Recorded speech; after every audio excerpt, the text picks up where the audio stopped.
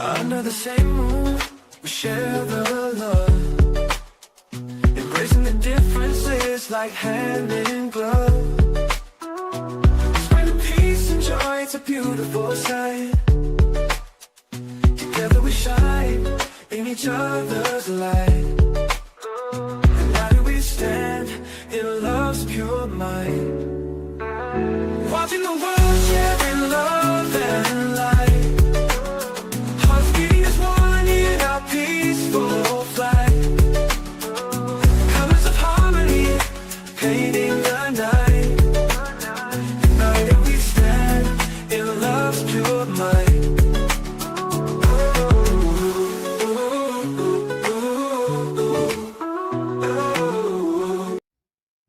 Good afternoon, everyone. Thank you for tuning in to Watching the World. Tonight we have quite the show. We're going to be talking about Carmelo Anthony. Seems to be the big hot topic, probably one of the most, I'd say, one of the toughest cases that we've had, right? There's so much tension in the air, especially when it comes to the courthouse. A lot of people are just simply trying to figure out how to navigate.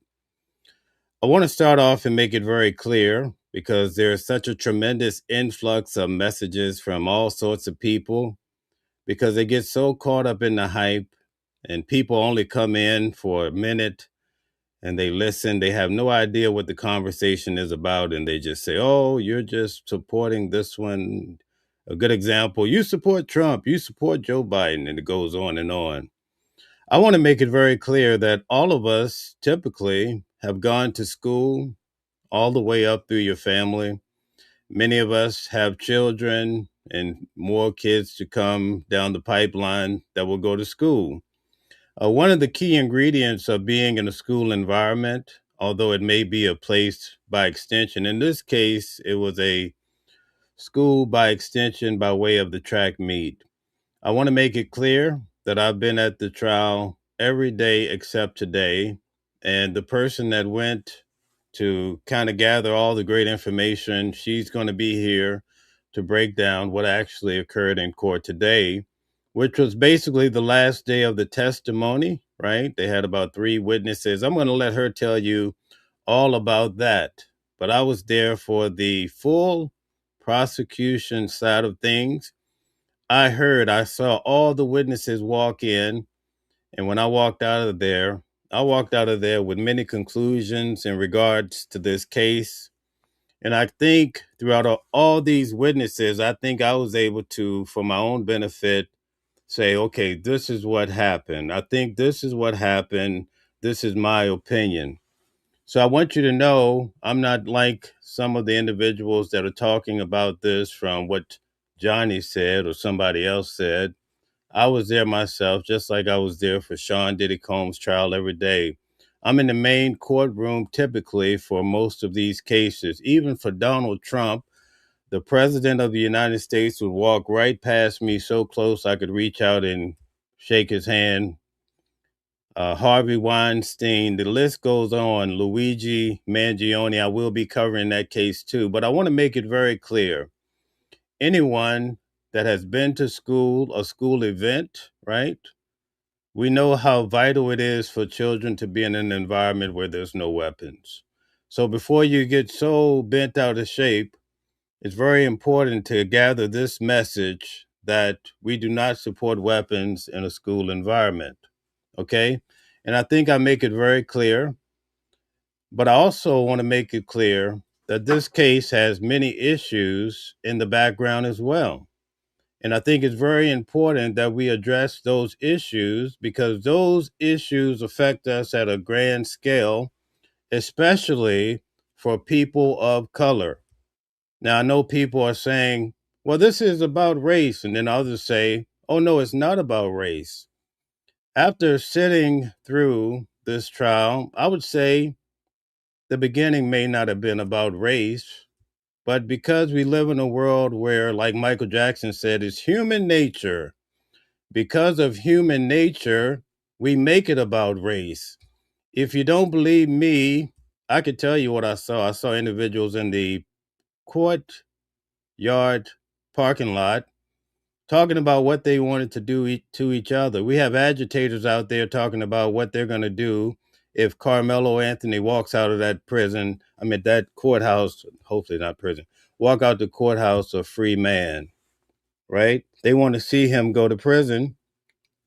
And that's quite understandable because a life is lost. There's no negotiation for what happened to Austin. He could not get back 1 minute, 1 second of life. So we duly respect that.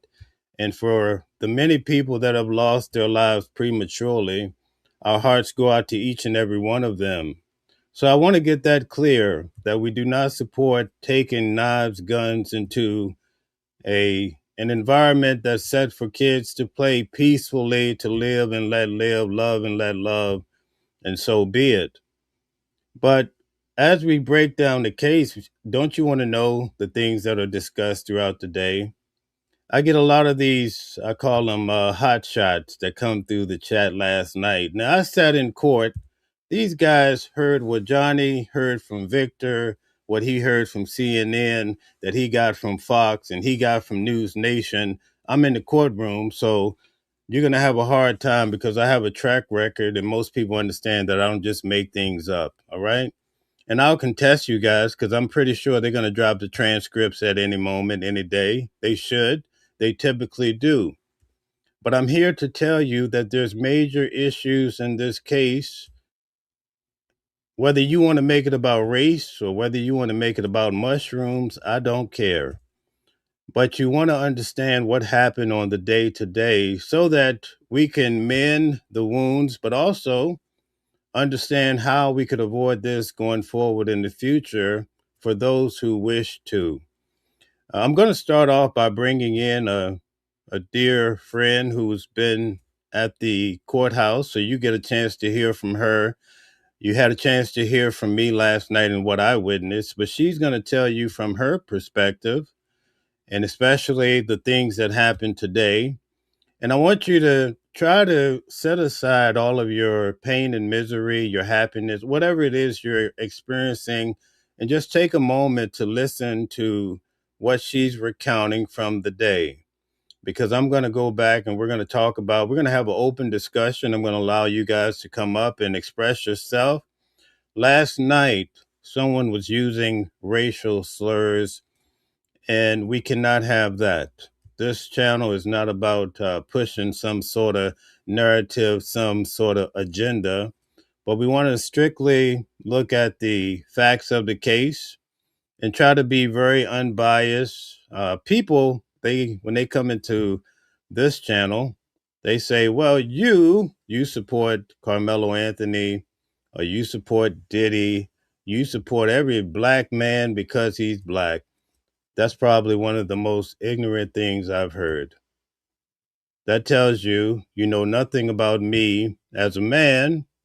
But at any rate, I challenge you to try to stick around. You'll see that we look at things, and I'll tell you, don't bring a knife to school. Now, I try to tell you guys the details that's happening in the background so that if the jury came back and said he gets no time, that you can say, oh, I understand because there was some weird things happening in this case.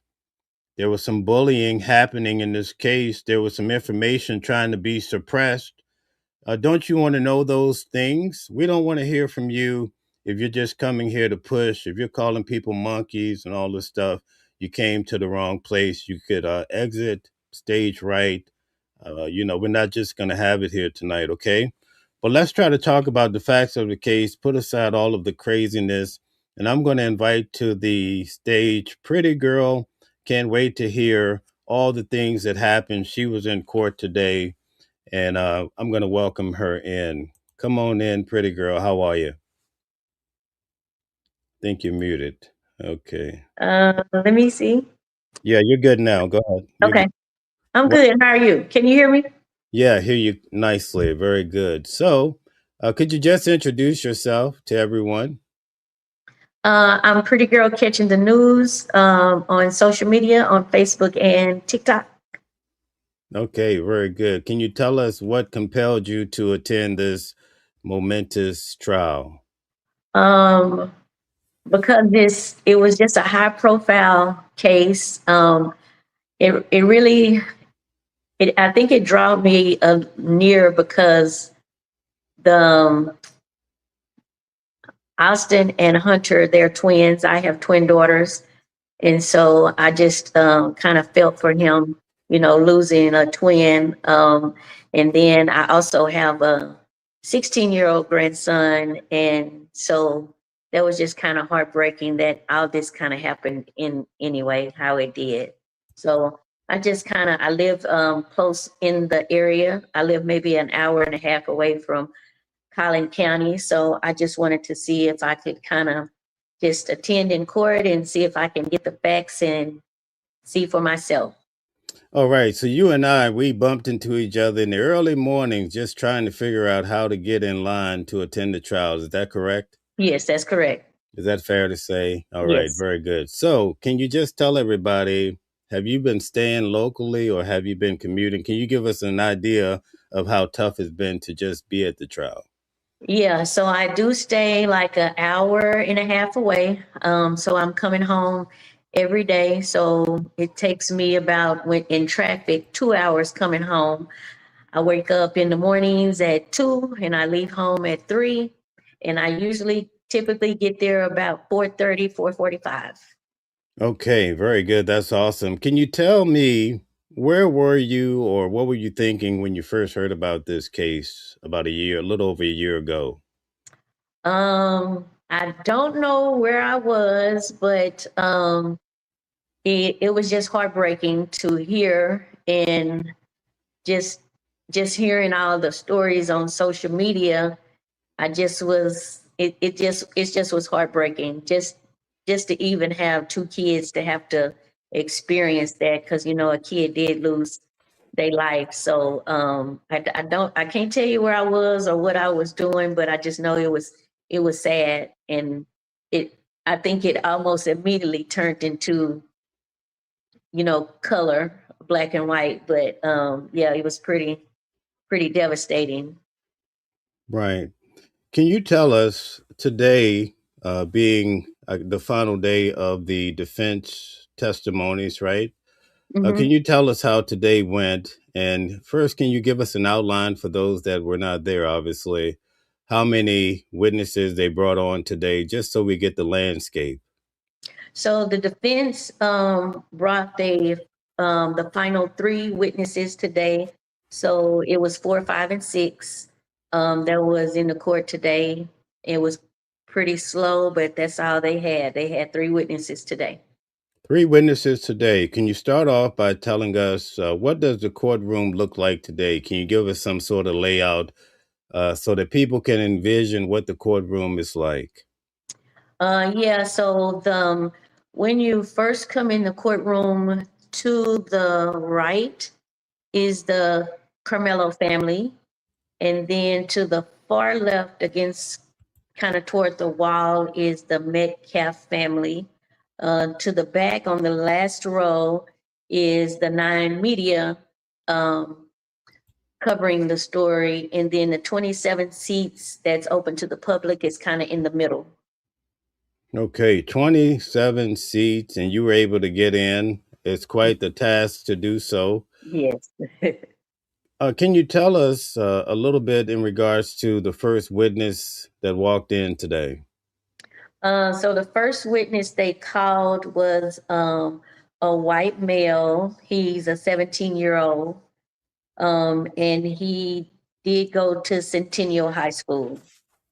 Okay, Uh, let me just pause you there. Centennial was actually the school that Carmelo Anthony went to. Is that fair to say? yes, that's correct. Okay, and Memorial was the school that Austin Metcalf went to, correct? That's correct. Yes. Okay, so proceed to tell us about that. So he was a teammate of Carmelo. He played football and he ran track with Carmelo. So they just kind of asked him, you know, how was Carmelo that morning? What was his mood? Because they were both there together. Um, He told him that his mood was normal, like always. Um, they did ask him about the football season and asked them, did Carmelo play this football season? He did mention that he played just for a short bit. I think it was in the beginning, but he didn't play the whole school year because he had an injury to his shoulder. They didn't mention what shoulder, but he had an injury to his shoulder that didn't allow him to play his senior year, and he wore it his arm in a sling. Okay, so we know when you have injuries, they seem to hang around a little bit, right? Mm-hmm. Especially a shoulder. Shoulder, they say it gnaws you forever sometimes, right? So, Yeah. um, I'm not sure if you were in the courtroom when they revealed, I believe, on the first day that Carmelo Anthony suffers with epilepsy. They did mention that briefly, yes. I Okay, was. so he had a bad shoulder and he had epilepsy. Okay, Yes. so that's something that we're just going to put to the side, but we're going to note that. Okay, continue. So they kind of asked him about that day and how it went. They asked him when it started raining, was it true that they went to the baseball dugout? He did say him and some of the kids, it was about 5 or 6 of them that Hmm. because Centennial didn't have a tent up um at the track meet. So when it did start raining, they did go into the dugout at first. O- They all got kicked out by a coach. So then Okay. they was back out. And I just want to pause you right there. Sorry Mhm. if I keep interjecting, Oh, but you anyway, good. it's to my understanding that Centennial, which is Carmelo Anthony's school, they did not have a tent up because they did not have enough students there at the time to put the tent up. Is that fair to say? Yes, that's true. Okay, so I'm going to just pause here. Carmelo came into this event, it's raining, and his school did not put up a tent. Is that correct? That's true. Okay, that's key. That's the key as we go back and we cover the case. All right. I just want to point out a few things as you go along, just to get the audience up to speed to the truthful, basic points about this case. Okay, continue. I'm sorry. You're fine. So they got kicked out of the dugout. He said the rain did kind of um calm down a little bit because it was raining off and on that day. Right. Can I So pause you? I'm sorry. Let sure. me pause you. I'll try to, just let me get in some time. I'm sorry. Um, I don't know if you saw the video that they showed in court of the event. Hmm. I Okay, did. so remember when the boys, so you have Carmelo walking toward the tent, they show you from the left. It's Mm, like they arrive like within 2 minutes. It's a short period of time. Then right. you have the twins and a few other guys. They're walking. They said maybe from some concession stand. I don't know, but they're walking. But as they're walking to the tent, you can see the rain in the video coming down. Is that fair to say? Yes, that's correct. Okay, so it was raining despite some people trying to, say it wasn't raining that much. Okay, I want to show people that the facts that I was dropping last night, that you're able to witness to a lot of this, and you also bring it out too. It builds a lot of credence for what we share in this type of environment for people that didn't get a chance to go to court. So thank you. Proceed. Yeah, so they that day they did say it would rain and then it would stop and then it would drizzle and then it would pick up. And like you said in the video, they did show um where when it stopped, you could tell when it stopped, but when it picked back up, you would see people with umbrellas in the video. So that's how you know it was kind of picked up again. So yes, it was raining off and on. And I just want to stop you there. You know why? I think his name is Shook made the point because the first coach that came and gave a testimony, he went by the name of Coach Starr. Hmm. He's very macho, right? He tried to Yeah. downplay that it really wasn't raining. And so the attorney said, "Hey, didn't you see people with umbrellas?" "Oh, no, man, I was too busy. I had to go get a crock pot." Remember, he talked about he was Right. going to get. Yeah. Okay, Yeah. so I just want to show that I'm remembering details and we're very factual because we get a lot of people coming in at night through the night. "Oh, you guys don't know what you're talking about." You're damn right we do. So anyway, keep going, keep going. Yeah. So when they got kicked out the dugout, this particular witness said he then got on the track because it was time for him to do his warm-ups. At that time, Carmelo wasn't in the, I can't remember if it was 4x100 or 4x1, but it wasn't time for Carmelo to warm up. I think it started picking up again. And so then that's when Carmelo walked to the memorial tent, and he seen him sitting over there toward the back.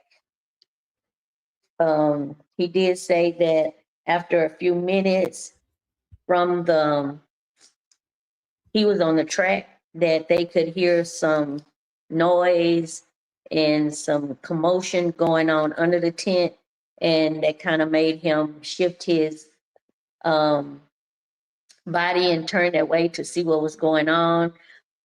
He did say that he could see a push or a shove, and then he seen Carmelo running down. Wow. So he saw it from the field vantage. I just Mm-hmm. want to break something down for those that may not be familiar with how the courts work. But typically when a trial starts, the judge first starts with the attorneys to see if there's any unfinished business. Then they open up with the opening arguments. Usually the prosecution goes first and the defense goes. Is that what you saw in this particular case? Yes, correct. Okay. And so then they say, let's bring in witness number one, right? Mm-hmm. Okay. So they go through each of the witnesses. But what I want to emphasize that those who are not familiar, they have direct examination where they actually question the witness from the prosecution side.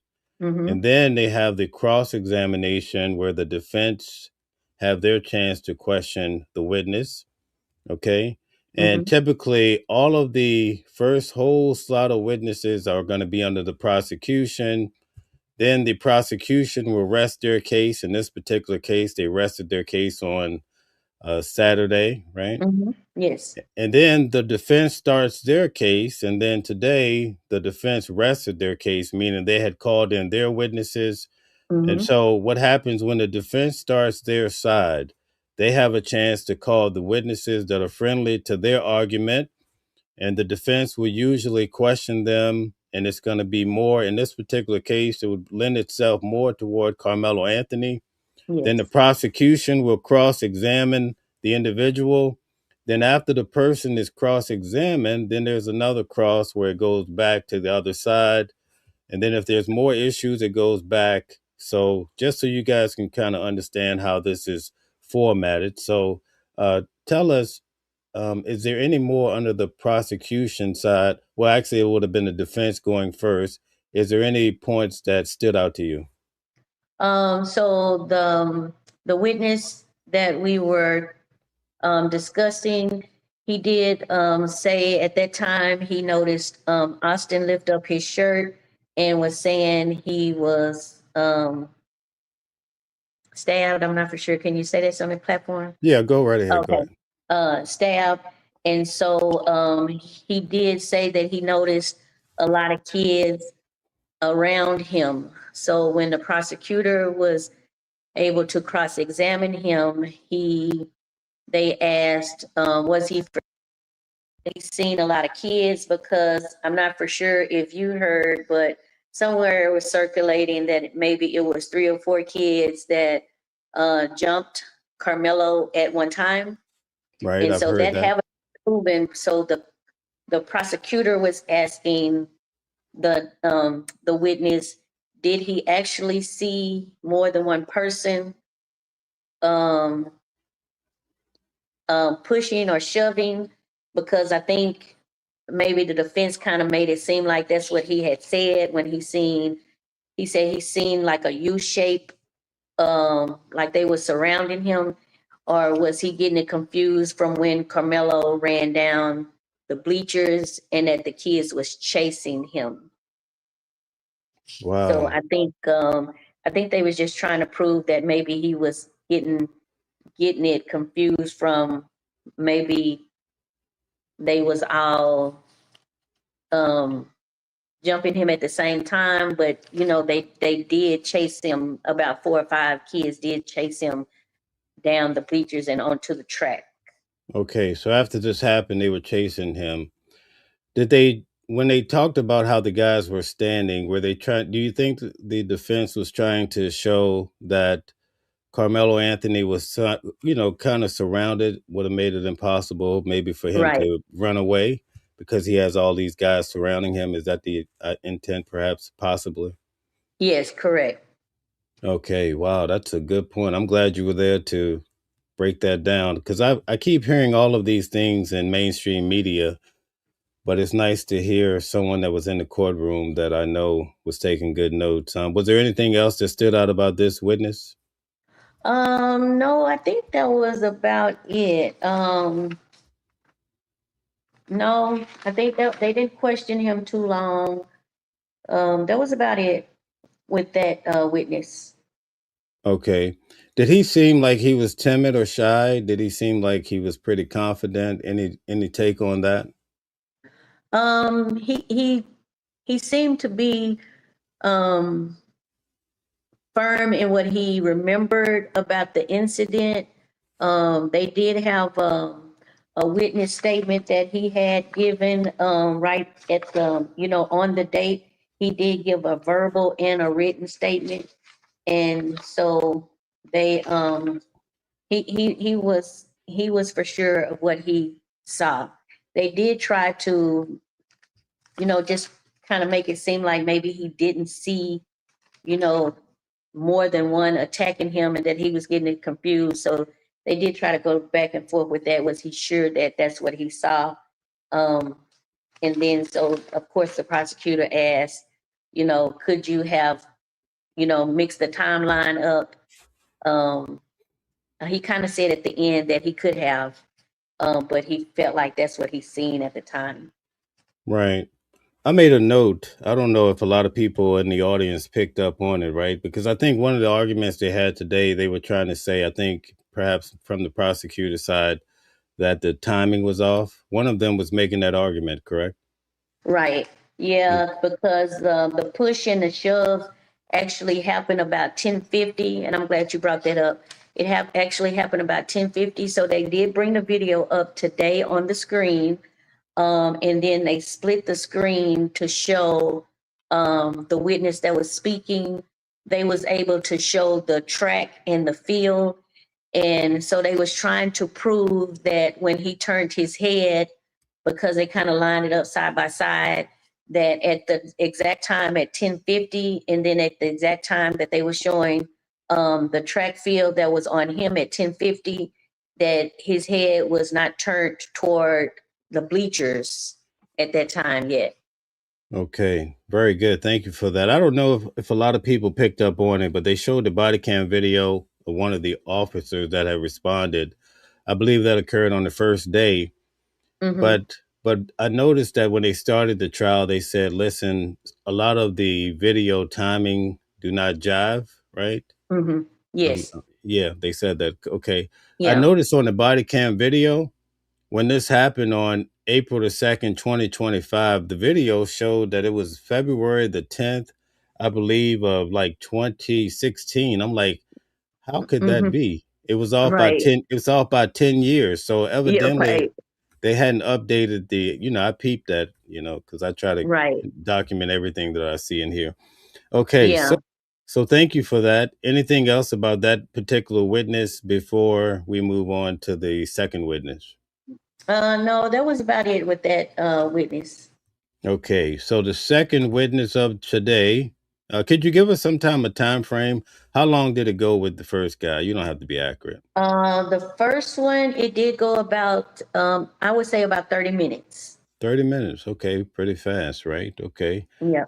So, what about the second witness? Can you give us a good description? Yes. The fifth witness that the defense called was Officer Bo Riley. He's a Frisco police officer. He said he's been with the Frisco police for about 5 years. He had been previously with the California Police Department. Okay. I remember them So, talking about him. He was he was instrumental in this particular case. Wasn't he the one that looked at Eddie's phone to see if there was any video when Eddie pretended that he was filming? That's correct. So that they Oh, did good ask memory. him about that today. He did say he interviewed two people when he came to the scene. Eddie was one of them. I'm guessing maybe somebody said he was recording. I don't know if Eddie said himself that he had recorded, but he did take his phone. He said he did check his Instagram. He checked his videos in his phone and his pictures in his phone, and nothing was there.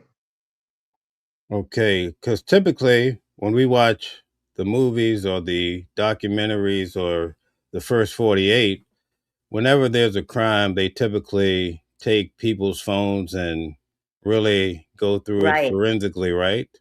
Yes. So in this particular case, they just roughly went through the phone in front of Eddie. I think that's what his testimony Right. was. They went in, went through it in front of him, and they gave him his phone back. That's it. No deep dive into his phone. They never took it from him and took it back to the shop and really went Right. in. Wow. They did. Hmm. They did ask him, was he able to look at, I guess, somewhere in the phone where you can tell if something has recently been deleted. He said he didn't know how to do that. And so, no, he didn't do that. He just kind of looked on the surface. Right.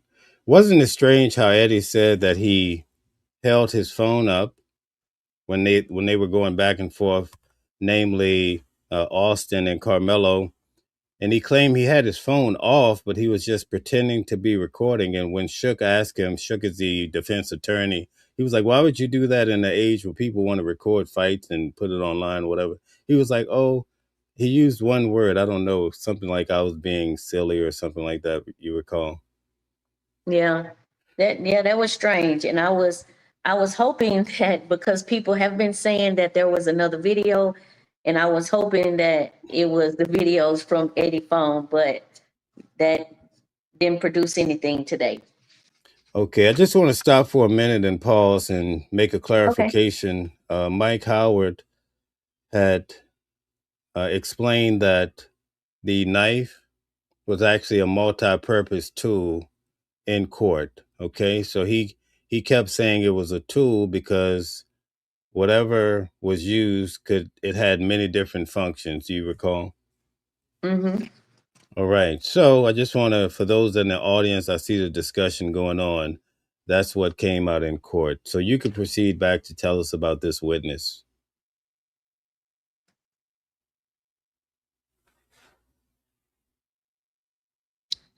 You can I'm sorry, continue. Mel, did you say something?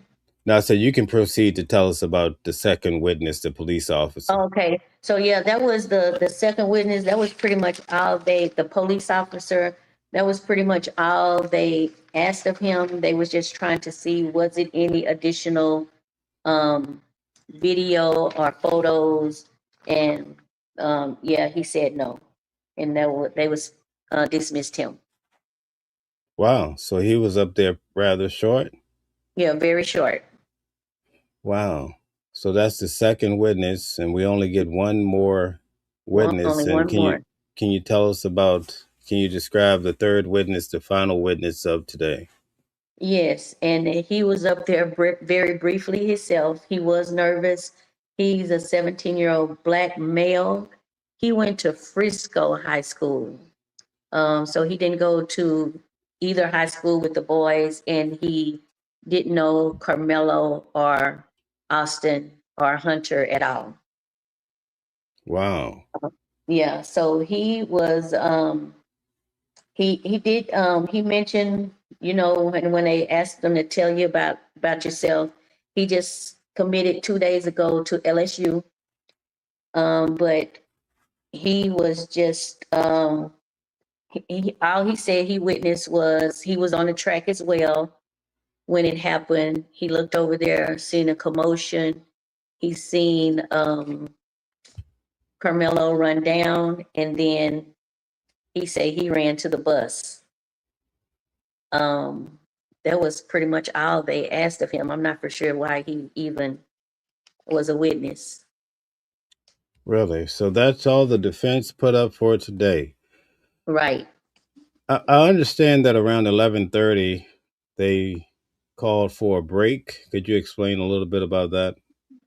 Yeah, so right after the sixth witness, after he was dismissed, they did a sidebar, um, briefly, maybe about 2, 3 minutes. At that time, Judge Roach said, I think I'm gonna just dismiss y'all for lunch right now. So y'all go ahead and go to lunch from 11:30 to 12:30, which we did. We were waiting outside the court at 12:30 to get back in, and we just kind of was out there until like 2:30. So from 12:30 to 2:30, no one told us anything. No one told us how we wasn't going back in. So we kind of was just out there just wondering what was going on while we wasn't going back in at 12:30. So we were out from 11:30 to 2:30, so 3 hours. 3 hours. Okay. Do you have any clue as to why that was the case? Because that's not normal.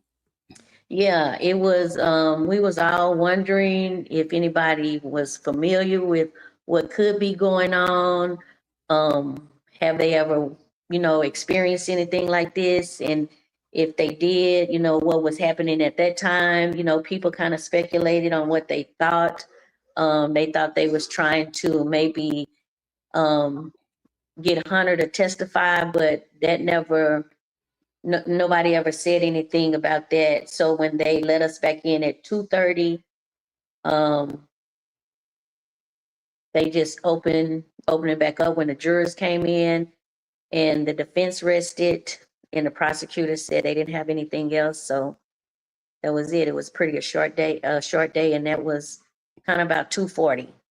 Wow. Was there any earth shadowing video of the fight, like from a cell phone or from the video from No, Eddie's phone? Nothing. no, we haven't seen any other video besides the grainy video that was from the very first day. No other photos. Um, nothing, nothing else have come up. Wow. That is something. Did they state to you guys anything about Hunter, or was that just the words on the street? That was just the words on the street. They didn't come back in and say, Hunter's not going to testify today, or like that's what we was trying to do. They didn't even mention why we was out there 2 hours. It didn't even come up. I thought they would have some aha moment with a video, perhaps from one of the guys, Right, because they said Eddie had a camera out and all that. So right. they Yeah, they I think didn't we they were all didn't waiting for that. really. Wow. So, um, with that being said, what did they say as far as tomorrow? So the judge, he turned to the jurors and told them how they day would go tomorrow. It would go regular time. They would come in the same. They would need to pack overnight bag and bring with them tomorrow. That they would be listening to closing arguments tomorrow, and then they would be um, deliberating on the verdict. I don't know if I'm saying that right. So after the closing arguments, then they would either be there to 10 or 11 o'clock tomorrow night. If they haven't come up with anything by that time, they would go straight to a hotel, and they would have no TV, no phone. So he told them they would be in the hotel with no TV and no phone anyway. So they might as well stay in the court to try to figure it out if they could, and stay as late as they could tomorrow night. Wow, that is something. So, thank you very much for breaking down today. I You're just like welcome. to I like to take a few more minutes if you can spare, just to Yeah. talk about the case. I want to ask you questions that I've found some of the points to be quite interesting. Some of the things that people are disputing, they're hearing on other channels. One of the big stations said that, well, it came out in court that the defense says that according to the law in Texas, a blade under 5.5 inches is not unlawful or illegal. Did you copy that in court? That is correct. So they did ask the officer that was witness number 5. They did ask him that. He did confirm that it's 5.5 inches was not illegal to have in Texas. Okay. Now, according to the diagram that they used in court, when they showed the blade, it was 3.5 inches. Do you recall Yes. that? Okay. Yes. All right. So I watched some of the mainstream media, and these guys go on, and they say, yeah, the blade was 5 inches, and I'm like, wow, Yeah, not true. not true. But Not true. the issue is, right? People tend to watch mainstream media. I think we all do. And when they say things like that, they say it's 5 inches. A lot of the viewers, they take it as gold standard. So then they come to a channel like this, they hear, no, it's only 3.5 inches. Oh my Right. God, you guys are lying. They didn't say that in court because Right. my faithful anchor said it was 5 inches. You see what I'm saying? Yeah. Do you think that there's a lot of misinformation about this trial from what you've heard inside of court versus what you're hearing in the media? Yeah, because I think we were all waiting for another video because it has been circulating on social media that there was a clearer video that we was going to be able to see. And they didn't produce that. That didn't come up. It had been circulating that it was more than Austin that pushed Carmelo, that it was 3 or 4 people. They just didn't speak of that. It didn't come out. So yeah, I think there just some misinformation that people was waiting to come out. Maybe thought the defense was going to present that today, and that didn't happen. Okay. I just want to ask everybody, thank you for tuning in to the channel. Please hit the like button, share, and subscribe. Can you tell everyone how they can support you? Yes, I'm on social media on Facebook and TikTok, and it's Pretty Girl Catching the News, and it's spelled PrettiGurl Catching the News. Pretty Girl Catching the News. Okay. Can you tell us more about what your focus points are? Say it again. Can you tell us what you focus on, primarily? So what I cover on my page. Yes. So just to be honest with you, I have the first trial that I covered was the Diddy trial in New York. This is my second trial that I'm covering. So it's just kind of all new to me, but I do kind of report, local news that's in my city, just news that's kind of big and circulating on social media or in the world. So I just kind of share and stories that's kind of big and that people are talking about. Okay. All right. Very good. Thank you for that. I appreciate all this You're welcome. information that you're sharing. Um, the prosecution had stated that we would note from many of the witnesses that their stories did not match. Did you find that to be true from listening to a lot of the witnesses back to back? Yeah, they did all confirm, I think pretty much that Carmelo was seated, but they had different recollections of if it was just a push with a finger, a push with 2 hands, um, just a nudge. They had different recollections of how that push happened. Okay. Based on what you heard, do you think it was more of a light nudge, or do you think it was more like a football move that one of the guys had stated in his description? Well, I think to me, because at least two or three kids did say that it was done with two hands. The push was done with two hands. And then we all know that Carmelo was sitting down and Austin was standing over him on the bleacher in front of him. So a push with two hands, because it was repeated by at least two or three people, I think it was a little more forceful. Okay, so let's just unpack that a little bit, right?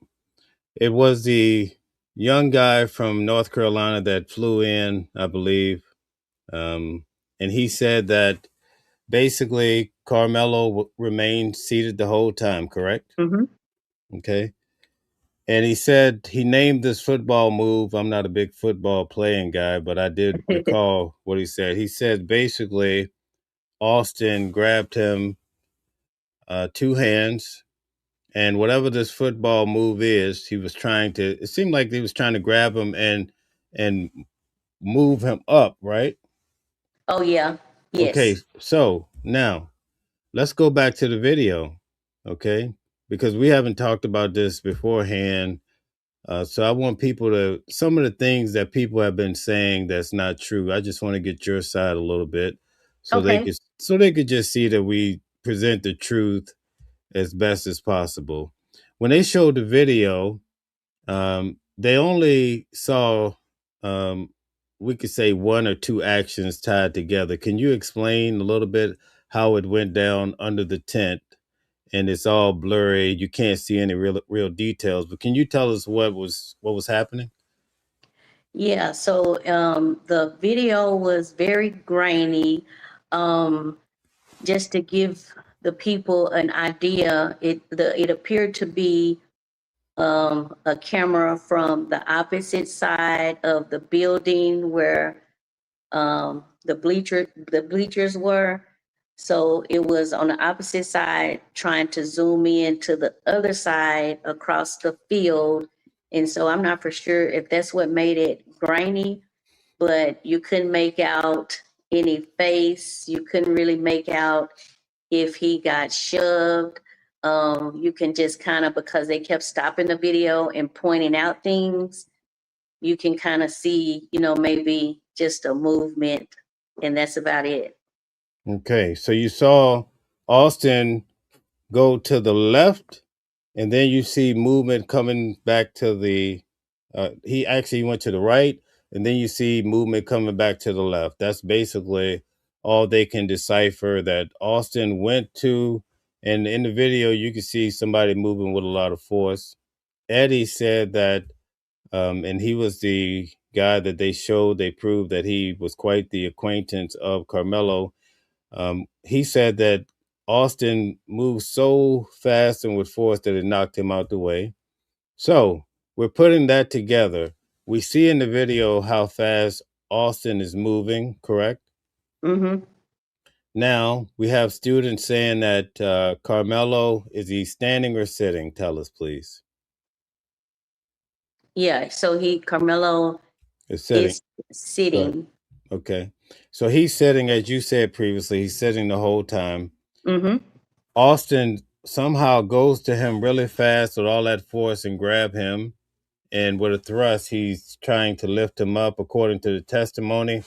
Now, the other student had said that Carmelo had his backpack on his shoulder, and when the words started going back and forth, he moved it to his lap, correct? Correct. And then he put his hand In his bag.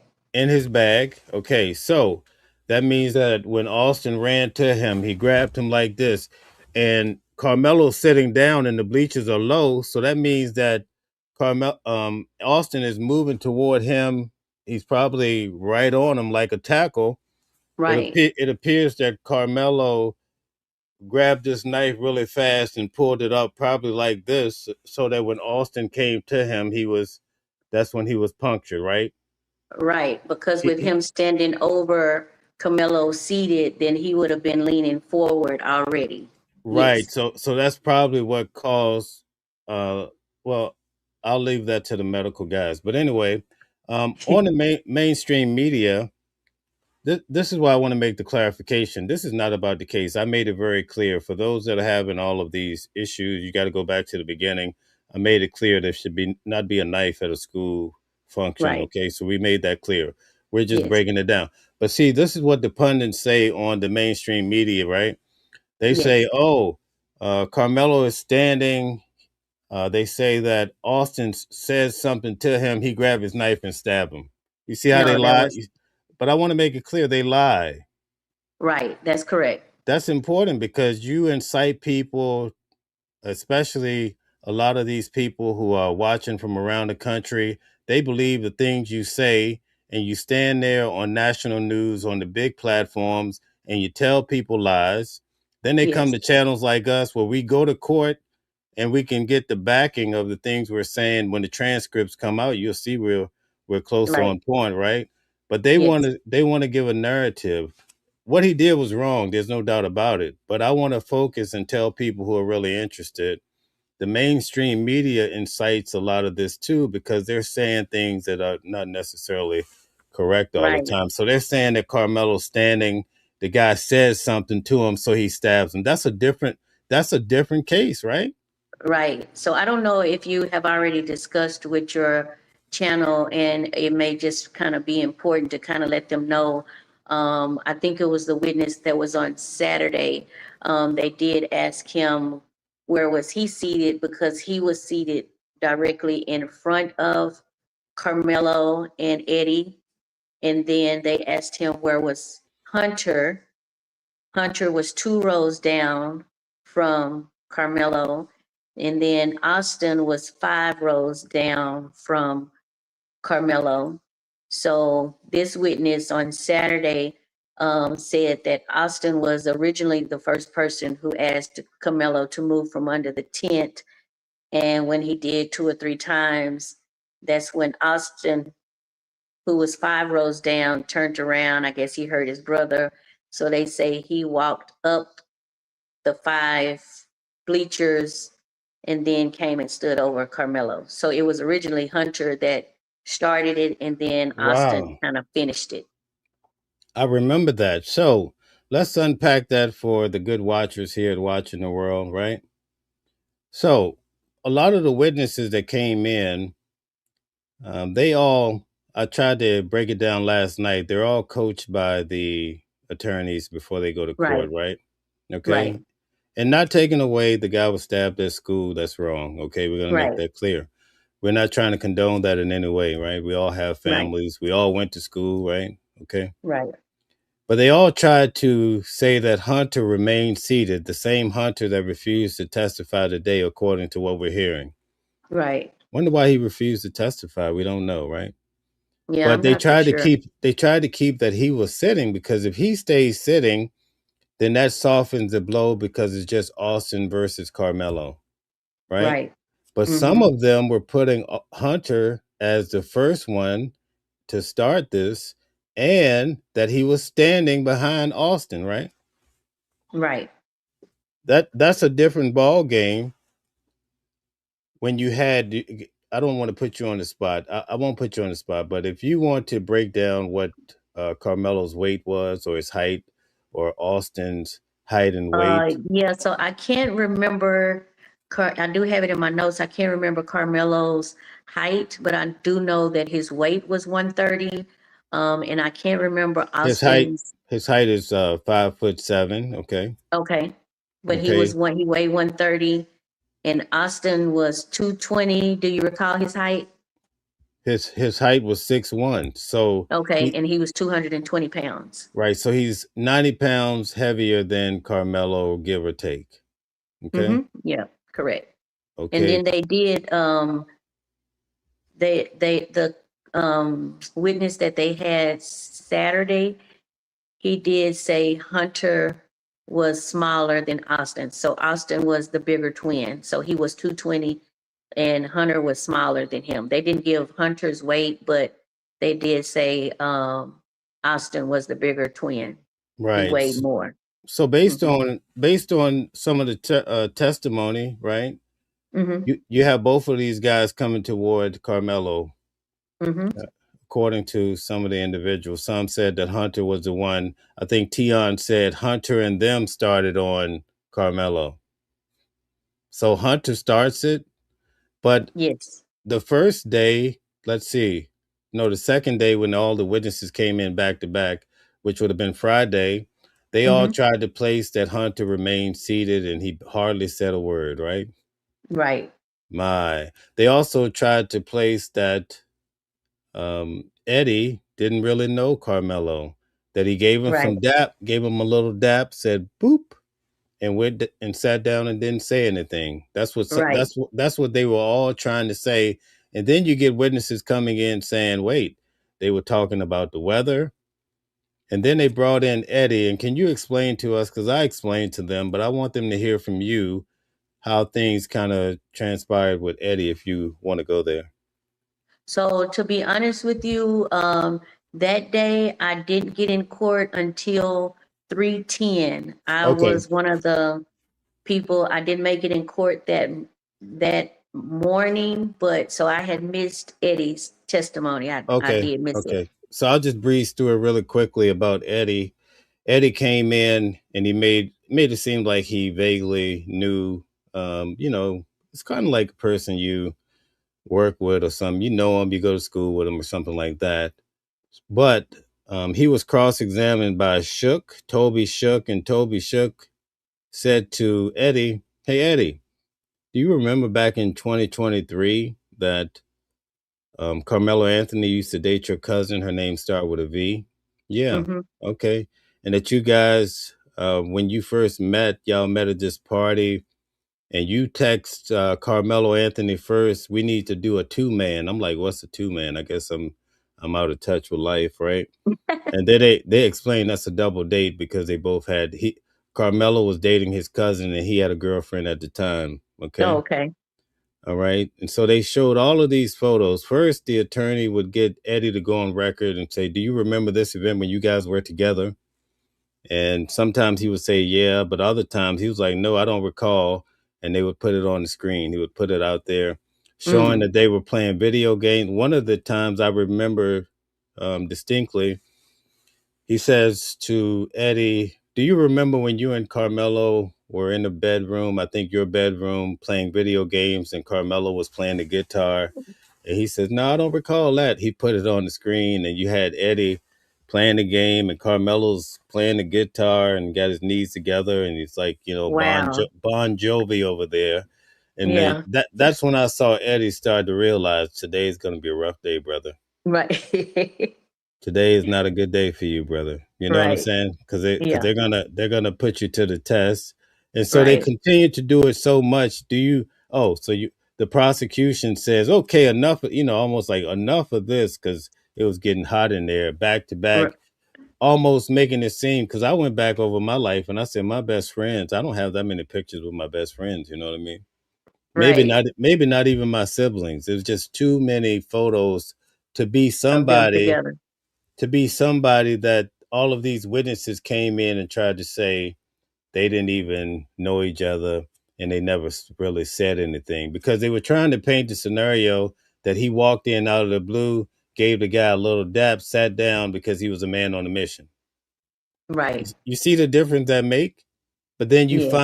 you find out that these guys actually knew each other quite well. But this is the most damning part, right? The prosecutor says to Eddie, remember there was a track meet about 10 days prior to the time that Austin lost his life? Oh, yeah. March 22nd. Right. Okay. Thank you for that date. So, the 22nd, he says, you and Carmelo were talking then. And Eddie says, yeah, we were talking about a concession stand. And then Shook says, the defense attorney, Toby Shook says, but you guys were also talking on the field. He was like, no, if I was on the field, I was warming up. That's what he said. I was warming up. And you know what? Shook warmed it up for him. He put it on the screen and they're Oh sitting out my there. God. Look, they're sitting out there side by side like Will Smith and Martin Lawrence and Bad Boys. Yeah, they're That's sitting out there crazy. having the time. look like they're having a great whatever, right? I'll leave it there. Yeah. And that's when I saw him really like, oh man, this is really deep. Okay. Right. Because now they've shown that at the last track meet, you guys are sitting together. So what happens when you see your friend, when it's the next track meet, you want to go see your friend, sit with your friend, right? That's Right. different. Listen, and I'm not trying to condone what happened here. I'm just trying to show Right. people that we have so many people go to prison and they go through a court system where people lie. They get all this time, right? And Right. depending on your circumstances, your color, you might get longer time. I'm in the courthouse. I saw what happened. I don't want to get there, but anyway, I'll leave that alone. But it's very serious that you want the system to be legitimate and people to get fair time. And the jury are smart people, just like in Diddy case. You were at Diddy trial, right? Right. Yes, I was. The jury was not buying the fact that he was the RICO guy, the racketeering, but Right. they said, yeah, but you did do the prostitution, okay, right? Right. Made sense. They couldn't buy that Diddy was John Gotti or the Godfather, right? They Right. wasn't buying that because people have common sense too, right? That are on the Right. jury. You have intelligent minds, people from all backgrounds. I mean, we could get into the subject about they got rid of all the black people, but ultimately, sometimes it's the other race that might have a point that could save a person, or if they find them guilty, that's a whole different subject we won't get into today. But I just want to ask you, um, how did you feel when you see all the discrepancies? uh, where it's just kind of it just kind of alarming. Just it just today when they rested, it just kind of I don't know. I, being that this is my first time in being a Diddy trial and this trial, they're totally different trials that's going on. I don't know how to feel about them resting. I know really the defense, it really wasn't nothing else for them to present actually. So I think I'm not for sure what they could have asked Hunter if he'd have testified, but I think it wasn't nothing else to present because the prosecutor's case was kind of, you can tell the kids was coached like you said, and so I just don't think they have a strong case not for murder. Okay, all right. So I want to give you an example. This is what I'm talking about, right? We have Brian Murphy. I want to ask Brian Murphy, were you in the courthouse? Because we get people coming in, and this is very consistent. So I want to test this theory. We have Brian Murphy saying people are lying. All we did was recant what the witness said, okay? But I want to give everybody an example. This right here is what we deal with on a day to day. There's nothing you can really do about it, but people come through. They may be bots. They may not even be real, right? Right, There's no picture there. It could be anybody, right? It could be Adam right, or Eve or somebody, who knows, right? But anyway, yeah, I just want to point that out. It's very disrespectful because this is what we're experiencing now on every platform. People, they don't care what really happened. They make it a matter of, well, this guy has to be right and this guy has to be wrong, and it's for whatever purpose. But this is what I'm talking about when I just say we get people coming through acting out. When we sit in court, and I guarantee you, I didn't see a Brian Murphy in the court. Okay, so this is a good point, and I'm pointing Brian out because he wants to be the model today. So I'm going to make him the model. All right. So anyway, getting back to the case, let me get Brian out of here. Thank you. All right. So I think we're going to pause here. I want to have you back on. We're going to have a continued relationship. I think this was a great show because you yeah. I appreciate you for having me on. I appreciate it. Yeah, because you had your own experience at the trial. Could I ask one more favor of you? Yeah. What will you walk away with this trial? What would your what give us can you share just one point for those that are listening? a point that I will walk away with from this trial. Yes. I'm not for sure. So I don't know. It's having losing a life when I think the situation could be handled different. Do I think he went there to intentionally murder someone, as they say? I think he went to a track meet. The situation happened. He had a weapon in his bag, and that's just how it ended. But you can't. I'm not gonna say because I don't. It really didn't really come up. But you can't put your hands on people because they said it was supposed to be an adult at the tent, but I think some things just could have been handled a little different. If they didn't want him there and if he didn't want to move, they could have waited for an adult to get there. So they just could have, the situation just could have been handled a little different, but we have to learn to respect each other's space. And yeah, Thank you so much. I really do you're appreciate that. welcome. I want to thank you for being on. I think if you could just mention to everyone how they can support you. Yeah, I am Pretty Girl Catching the News on Facebook and TikTok. And it's Pretty Girl is spelled PrettiGurl. Pretty Girl Catching the News. Okay. Thank you so much for coming on the show and doing You're this welcome. on your day. You just drove all the way back from the courthouse and you chose to come on and share these thoughts. I think it's tremendous. And I think you did a great job because when I asked these questions, it lined up to what I was saying yesterday. But Yeah, what it does, it helps us to, on the next case, when we come and talk about it, people will go and do their own research. But when we cover the next case, they'll say, "Oh, we could tune in to these individuals because they don't just be making things up." right, That's the beautiful part about it. right. I want to thank you. I hope people go and support your channel, and I Okay, I wish appreciate you it. all the best. But I will be in touch with you, as you know. Okay, I will be there tomorrow. Again, you know how hard it is to get into court. My Right. goal is to get inside the court, but if not, I will be on the outside and getting as much information as I can. So if you need anything, any information, just contact me. Okay, Jeff Springer has been talking about you this entire show, how great you are. So that's Oh, he thank you. definitely want to have you back. All right. So thank you Thank so you. much. Enjoy the rest of your evening. All right. Okay, I appreciate you. Safe Thank you, and travels out all there of y'all have a tomorrow. good day. Good All night. right. Good night. Thank you. Good night. Thank you. Thank you. Bye. Okay, guys, I have dropped the link. Let's see here. I dropped the link.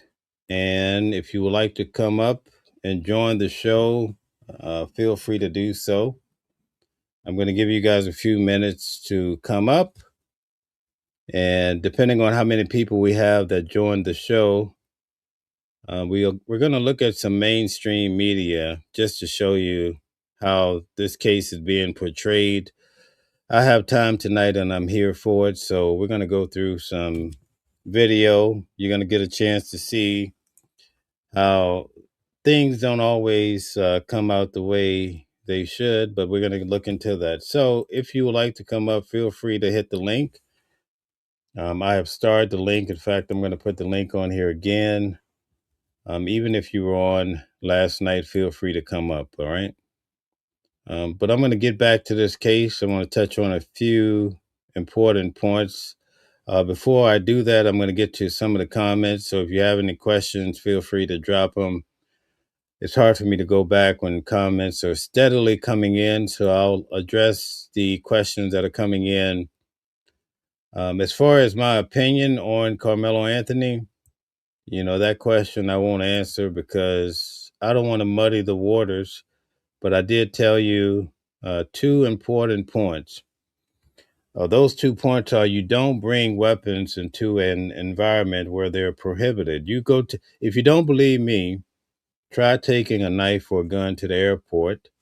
and you explain to them that Godzilla was after you, they're still going to put the heat to you. Whatever your fear is, they don't care. You can't have it.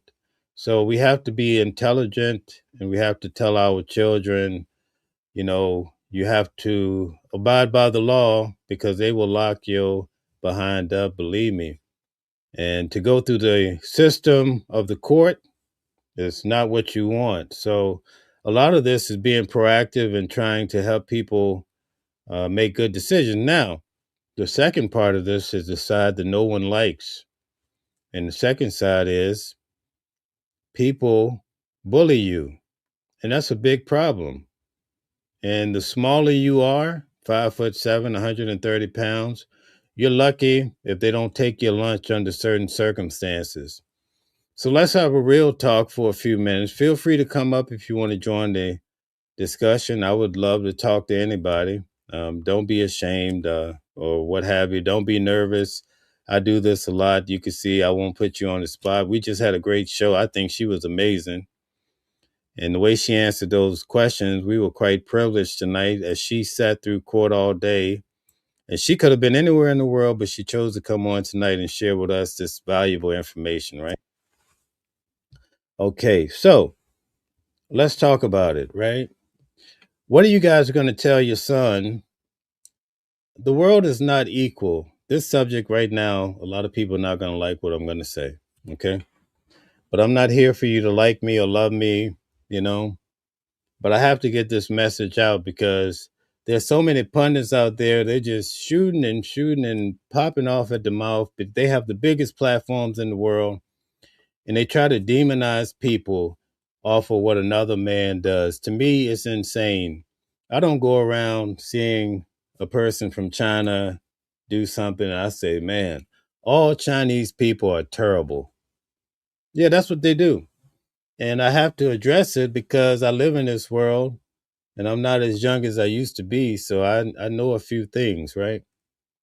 But we all have to grow up in a society where there's no equality. Are you kidding me? Are you fooling yourself? And the guy trying to spill that bean, get him out of here. Kick him out. There's no equality, right? And you don't really know that until you know it. And a lot of that has to do with your walk in life. Nobody woke up or had the privilege of, for those who believe in God, a lot of people don't believe in God. I respect that too. That's a different subject. You don't get a chance if you do believe in your God to say, hey, I want to be a black man. I want to be a white man. I want to be a girl. I want to be a whatever, right? I want to be a mushroom. You don't get that opportunity, right? You show up on this earth. If you show up in America, you might be a Christian because you're probably going to go into a Christian household. If you grow up, and I recently I just came back from the Middle East. Most of the people are Muslim, right? They're not Christian, they're Muslim. And so now you can't eat pork. That's a different walk. You're going to look at life differently. Sometimes these religions, they believe an eye for an eye. So immediately, if you have a juror that falls into that category, they might, right? I'm not talking about this case. They might be inclined to say he took a life, put him to death. That's the way we do it where I came from. This is reality, people. And unfortunately, and I say this because I'm kind of irritated with the mainstream media. I might lose a few points, but so be it, right? I can handle that. But they take the opportunity to try to mar based on what happened in this case, right? So let me break it down from a standard of just a regular person. You look at the case, you see the guy, he stabbed this guy in the heart or abdomen, what have you. Oh, he's the devil. And you know what? My neighbor looks like him too. He's probably the devil too. So now you have people walking down their street, right? In a great neighborhood, don't matter. And they say, oh, he has those locks that guy had, right? Because in court, they tried to demonize Carmelo based on the locks he had on his head, saying somehow that the locks, he had locks when he committed the crime. So that has something to do with it, right? I hope you guys are getting the spirit of what I'm saying. I know it's not easy for this conversation, but it's important for us to have it.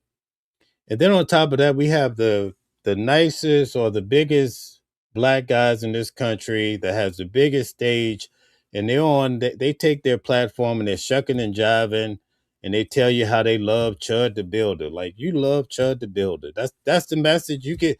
You get a million, you get all these people, and that's what they use their voice for. Or what about the guys that used to lead the way for the people, like a Martin Luther King? You'll be lucky to find him, because if you found one, they paid him off.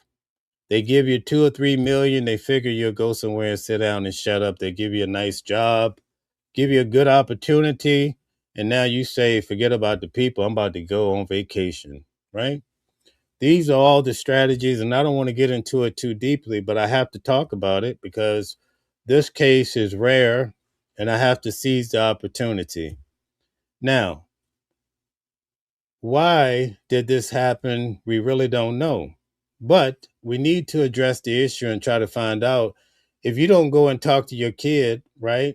Like, for instance, you see a kid that gets shot by a police officer on the side of the road, everybody go crazy about it. Oh my God. And everybody want to go and burst the windows and go take some things out of the store, all this craziness. But nobody goes home and tell their kid, listen, if you get stopped by the police, you make sure you show both of your hands, right?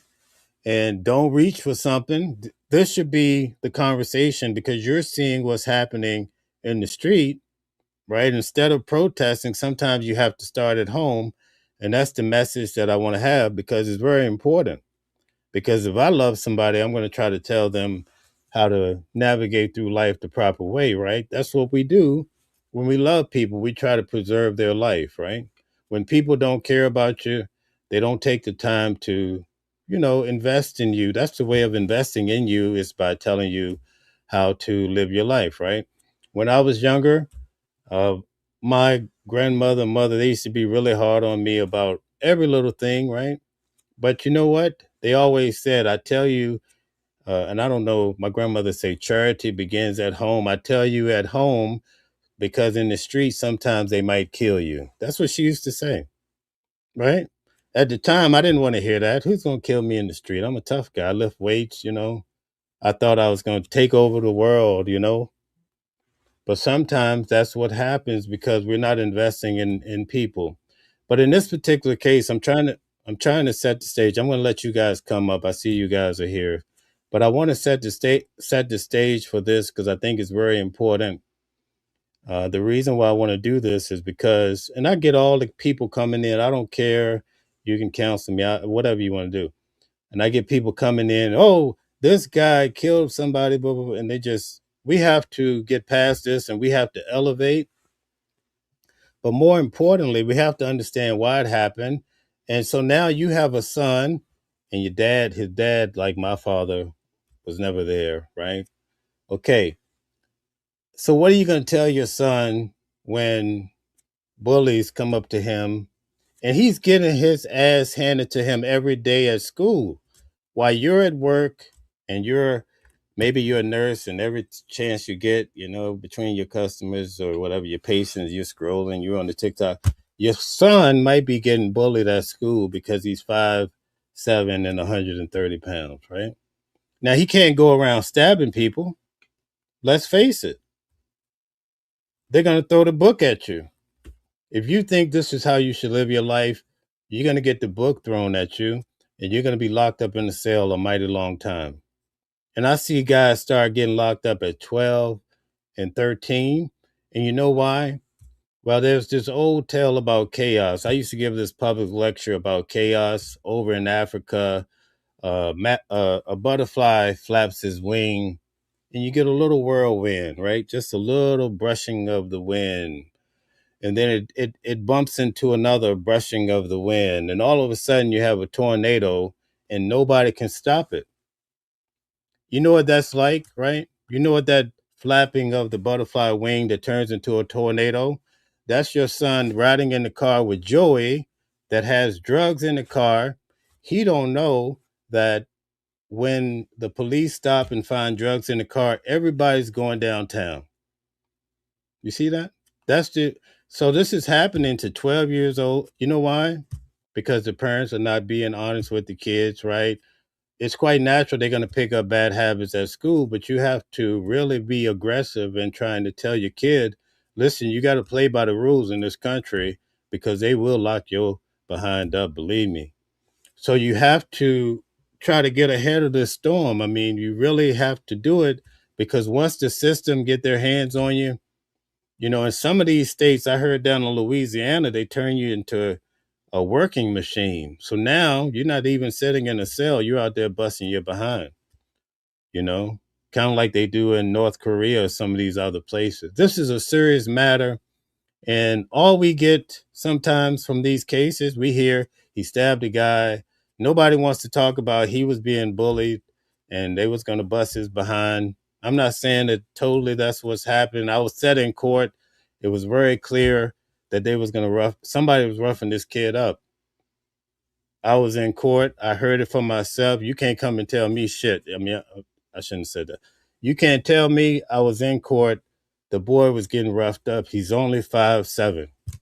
Okay.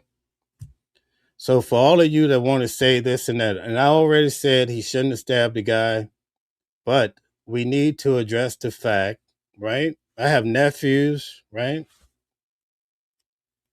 They already know that they're not equal to everybody in society. So who's helping them navigate? The only solution is to lock them up, right? The mother I'm about to bring up right now, her son is locked up, right? Or maybe he's out, but she's going to tell her story.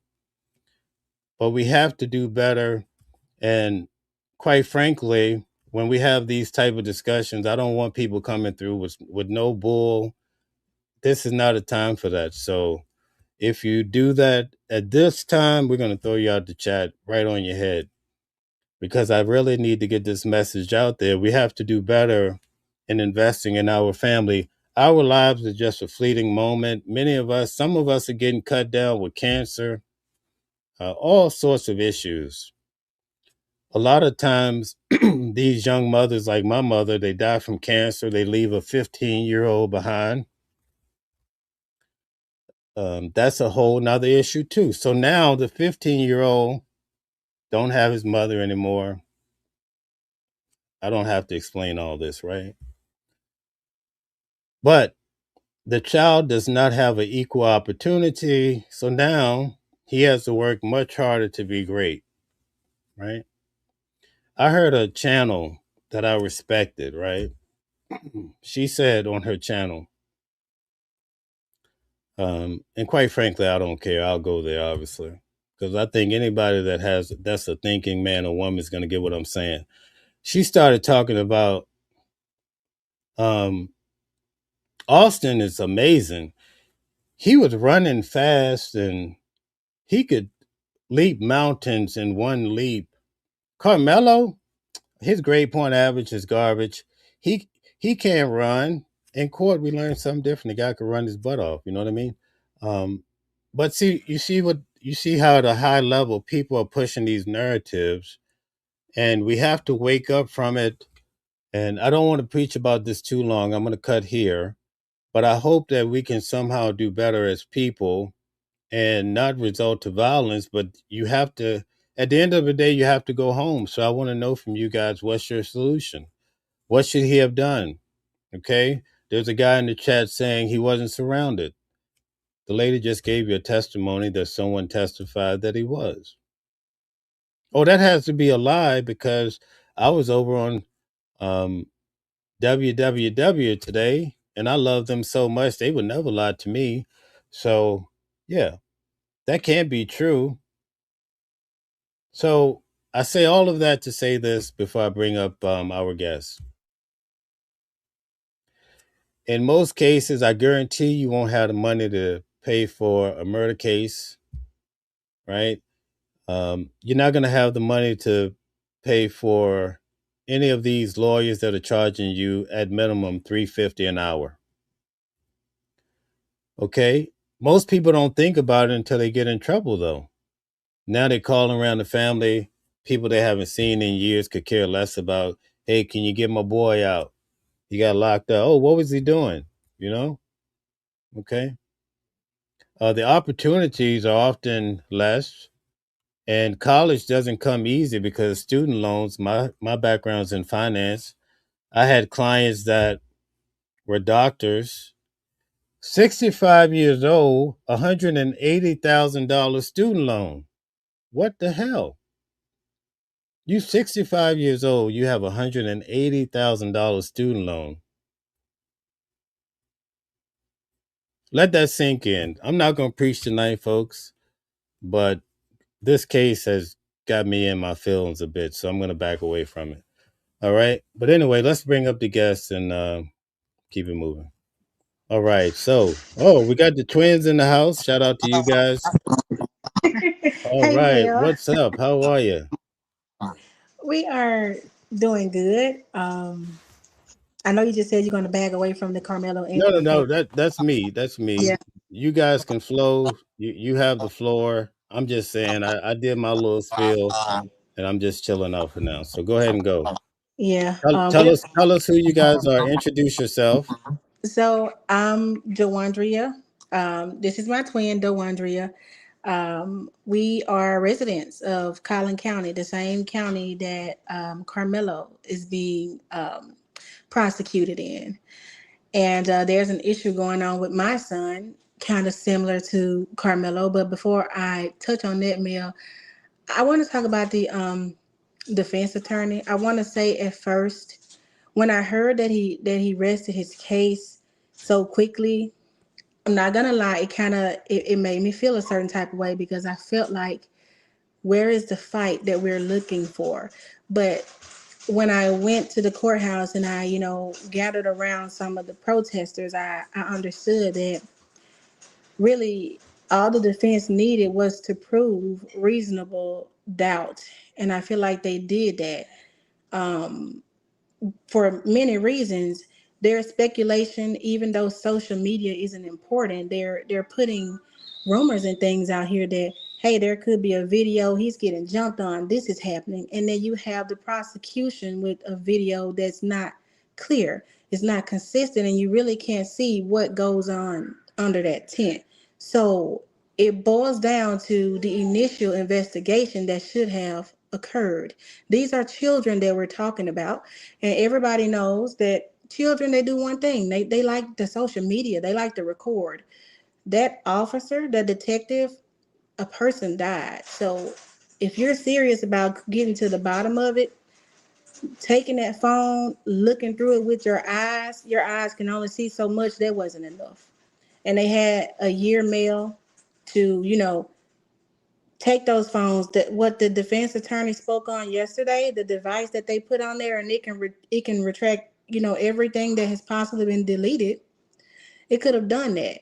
And I feel like that's what the defense attorney, that's where he was creating reasonable doubt at. He's like, did you guys take that phone?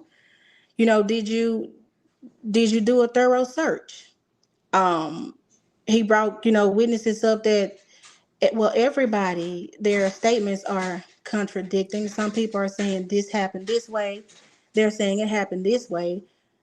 Even, with the defense attorney, if the prosecutor kind of tried to tie him up, one thing for sure that we all know, I mean, we all don't know if there's a video or not, but one thing that for sure that we all know is, we really don't know what happened under that tent. And you know something? I don't mean to cut her off, Neil, but I never heard, not once did the prosecution bring up the forensics, like the DNA, the fingerprints. Did you guys test any of that for the fingerprints for the weapon, the DNA on the weapon?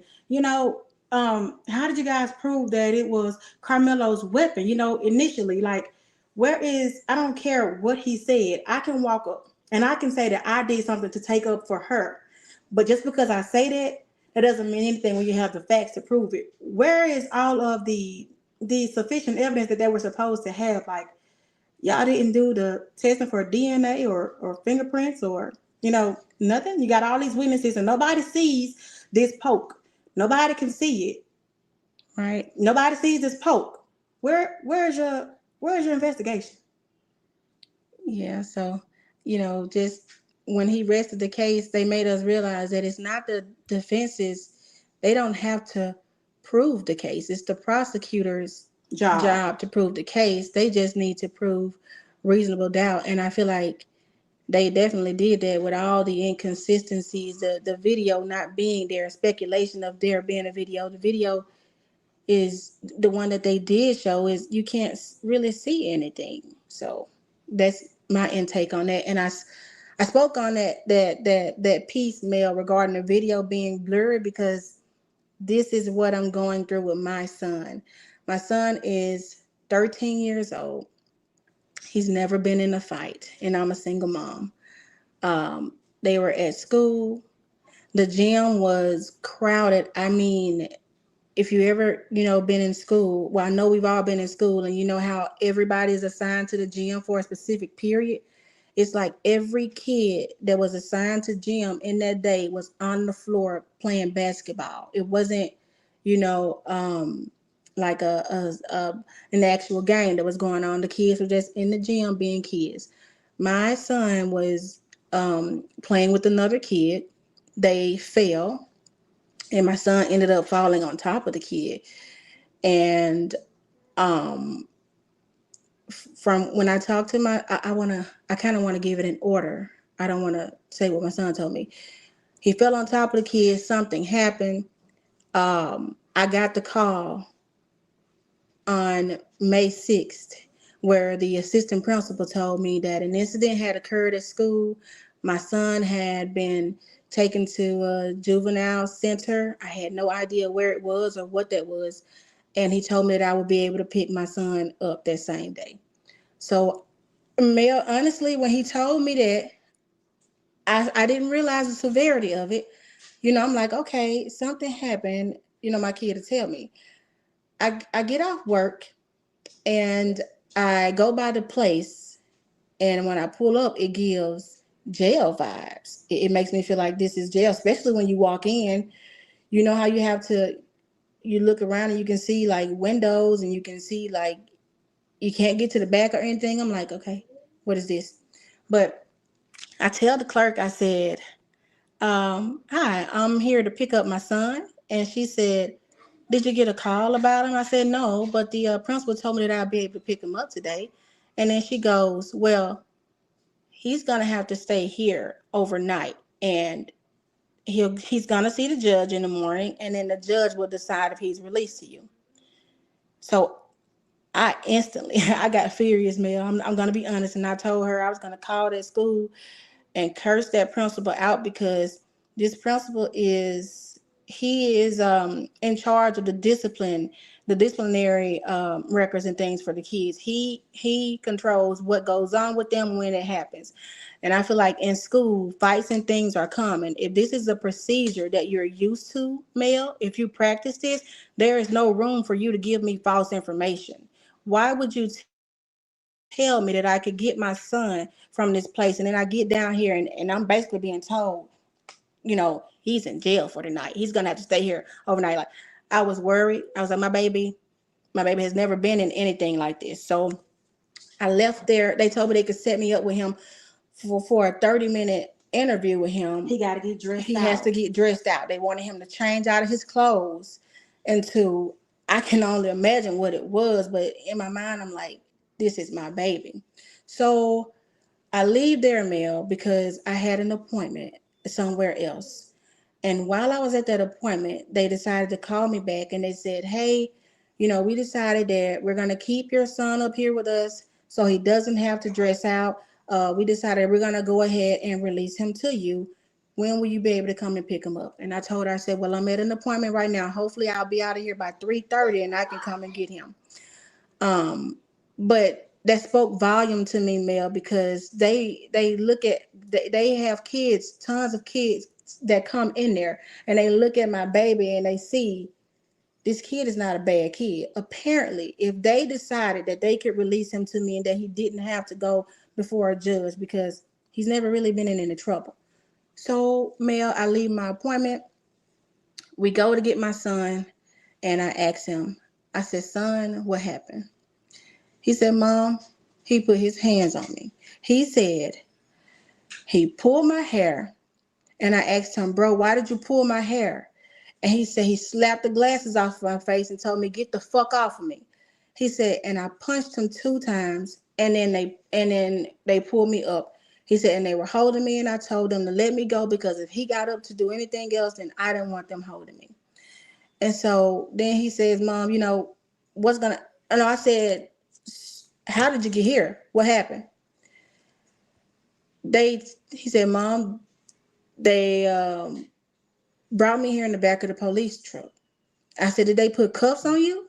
And he said, yeah. And I said, did they put them in the front or the back? And he said, they put them in the front. And I said, son, were you crying? He was like, yeah. He was hysterical, especially when they told him that, well, when they put the cuffs on him and took him away from there.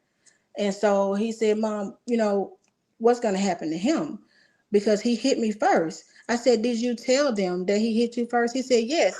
He said, and they even told me that they saw him slap the glasses off my face, but they didn't see him pull my hair. And that my punishment was worse because of what happened the previous Friday. Now, I'm going to speak on that, Mel. Apparently, there was an incident that happened Friday where the 2 boys had, a minor argument. The principal, when he called me on the 6th, this is the first time that I learned anything about the incident. This incident happened, the argument, the first argument happened on May 1st. And I got the call on May 6th where I was introduced to anything that could have possibly happened on May 1st, okay? The assistant principal basically told me that something happened on the 1st. While they were conducting their investigation, it led up to this incident that happened with my son on the 6th. So I lost my track of thought. So I'm sorry, I'm trying to get together because I've been taking a lot of notes. I asked for them to preserve all the evidence. My son told me that they told him that his punishment was worse because of what happened on the 1st. So I had to meet with the school following this. I immediately asked them to preserve all video footage. I want all witness statements. I want any and everything that was, used. I want the statements from the 1st, what happened on the 1st. And then when I met with them at the school, when I met with the principal, the assistant principal, I said, listen, I said, the first time that I heard anything about what happened on May 1st was when you called me on the 6th. I said, when you called me, you made me feel like the boys were playing basketball. They fell, and my son just got mad and attacked this child. That's how I felt like you put it to me. I said, but he told me that, he told you that child hit him first. Did he tell you that the child hit him first? He says, well, it may have been mentioned about the self-defense, but again, we're not going to talk about the other student. We're here to talk about, I said, but no, I said, we need to talk about the other student. I said, because your investigation is not concluded. And even when we were in that meeting discussing the placement, because this is what the meeting was about, this was on the 7th. He said that obviously there needed to be more investigation done because we have now said that the other kid assaulted my son first. Even though they already told my son, the assistant principal and the SRO officer told him that they could see the child slap the glasses off his face, but they didn't see him pull his hair. And his punishment was worse. So I also told them, I said, you guys didn't follow protocol. I said, if anything happened on the 1st, you should have reported that to me. If I needed to intervene, I could have done so. I could have, talked to my child. I said, but furthermore, I don't feel like I needed to because my child told me that he hasn't had any issues with this kid beyond that. I said, you guys had Monday to call me and you had Tuesday to call me. Today, I said, you called me on Wednesday to tell me about this incident. No one called me about anything. So, Mel, I question that. I tell them that I disagree, with their decision to place my son in DAEP because they charged him. I failed to say this. They charged him with assault with bodily injury, and that results in a mandatory DAEP placement. Wait a I minute. learned How old is he? he's 13 years old. He just turned 13 in March, and he's seventh grade. They charged him with assault with bodily injury, and they said that the child had a knot at the back of his head. So, Mel, they did give me the witness statements, and I did get two videos. I got two videos of the altercation. When I go through the witness statements, Mel, all three, I think it's three, is it 3D? It's three witness statements. All three witness statements say the child slapped my son's slapped his glasses off his face. And then my child hit him. All three witness statements say that. Okay. There is also a statement, an incident report that said that while they were playing basketball, the child fell onto his back. Okay, Mel, I want to point that out. That's important. The child fell on his back while they were playing basketball. So, Who's child? hi. So then, Mel, um, I I go into the phase where I'm going to send it. So let me cut you off here, okay?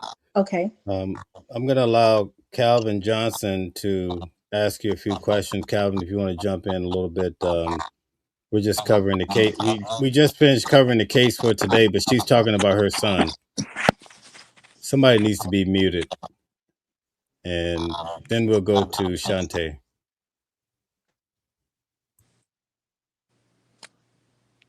Calvin. Yes, I can hear it. Now I can hear you now. Yeah, so you could ask her a question. I'm gonna let you run the show for a minute. So I was going to ask you questions about testimony that you heard today. Now, one of the things I wanted to know, it seemed like everybody was asking me about Hunter. It's true that he was supposed to testify today. Is that correct? Well, that was the word on the street. According the lady that was actually in court today, she was here earlier. She left, but I can answer that question for you. Yes. That wasn't the official word that came through the court, but that's what people were saying in the street. Okay. Some of the mainstream media. So let me ask you some questions about today's witnesses. How many witnesses were called today? 3. Okay.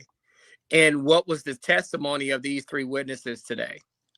Well, according to the witness that came on earlier in this show, maybe I can get her to come back, but she said it started off with a 17-year-old. And basically they just had a few brief questions. He was only on the stand for 30 minutes.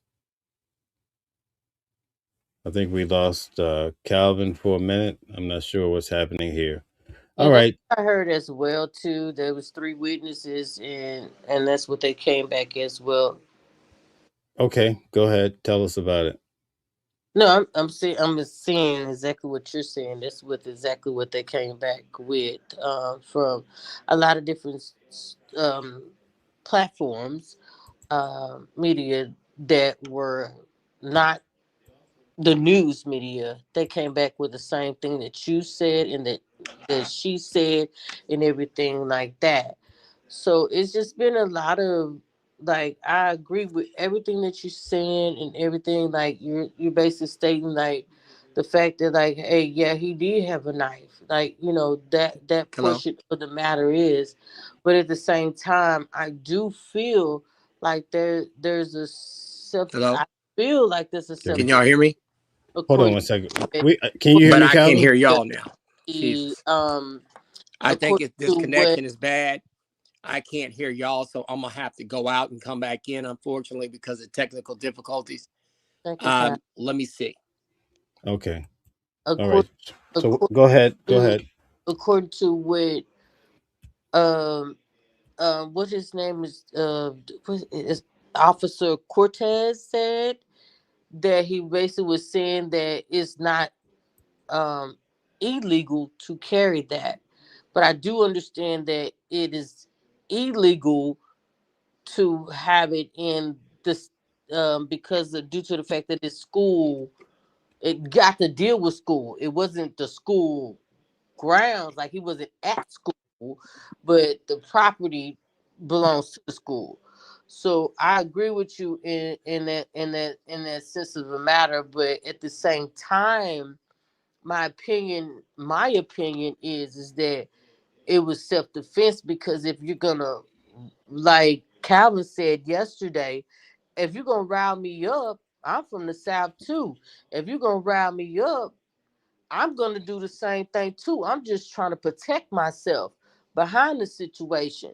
And I didn't Okay, go so to I want to school. let the criminal defense attorney Calvin Johnson. He's going to chime in with you and run things for a little bit. Calvin, if you could ask them the questions. Above you is our dear Remedy. Her son is locked up at 12 years of age, so you could tap into that too. But anyway, nice to have you here, Calvin. Go ahead, you could talk. And also here we have May I, Shantae at the bottom. may I finish? Yeah. Um, He's gonna chat with you now, so you'll be able to finish. But let him talk to you. Let me address one thing first about bringing a knife onto the school grounds. You got to be extremely careful about that, even if it's not an actual campus, because school is I not going on. When understand that. you bring a weapon on a school campus, that is basically can be considered for automatic expulsion for up to 180 days. So um, the campus administrators at that point, if you bring it on campus, they can actually have uh, a hearing with you, and they can decide to basically expose you from the school, and they can send you to an alternative school for up to 180 days. Sometimes it's shorter, but they can do that. So that's one issue that you have that you got to be concerned with. Now, one of the things that I am concerned with Mm-hmm. when you have this situation is if it's a situation where, let's say, Austin grabs him and kind of does Right. the football thing with him and ends up on top of him, and Carmelo ends up stabbing him, or the knife ends up going in him because of that. Uh, you could see a situation where maybe Carmelo does not definitely intentionally stab this individual, and that happens. However, when you bring that knife onto an educational campus and you Was, have it in your bag, I asked the question, was it a, and you end up or using it just in a, some kind of shape, form, or fashion, we it's just, have to be careful, because everybody isn't going to have our opinions about how we approach things. Like, for example, I'll tell people, if you touch me, maybe I'm going to be a little rowdy and I'm not going to put up with certain things. But when mm-hmm. you have these juries sometimes, number one, don't look like us sometimes, A. And B, when you have these juries, you have to be extremely careful, because you're going to have two issues that I think, if I'm concerned about Carmelo, these are my two concerns about him and his case. Mm-hmm. In terms of, if I'm the defense, if I'm the prosecutor, I'm going to go in and I'm going to say he brought a knife onto a school event, onto an educational environment, campus, that he's not supposed to have. But was it a And Boy Scout knife? even though he did know the individual, Eddie, that's sitting under the tent, he is over at the other school's tent, and he has the knife, and he's not supposed to have the knife.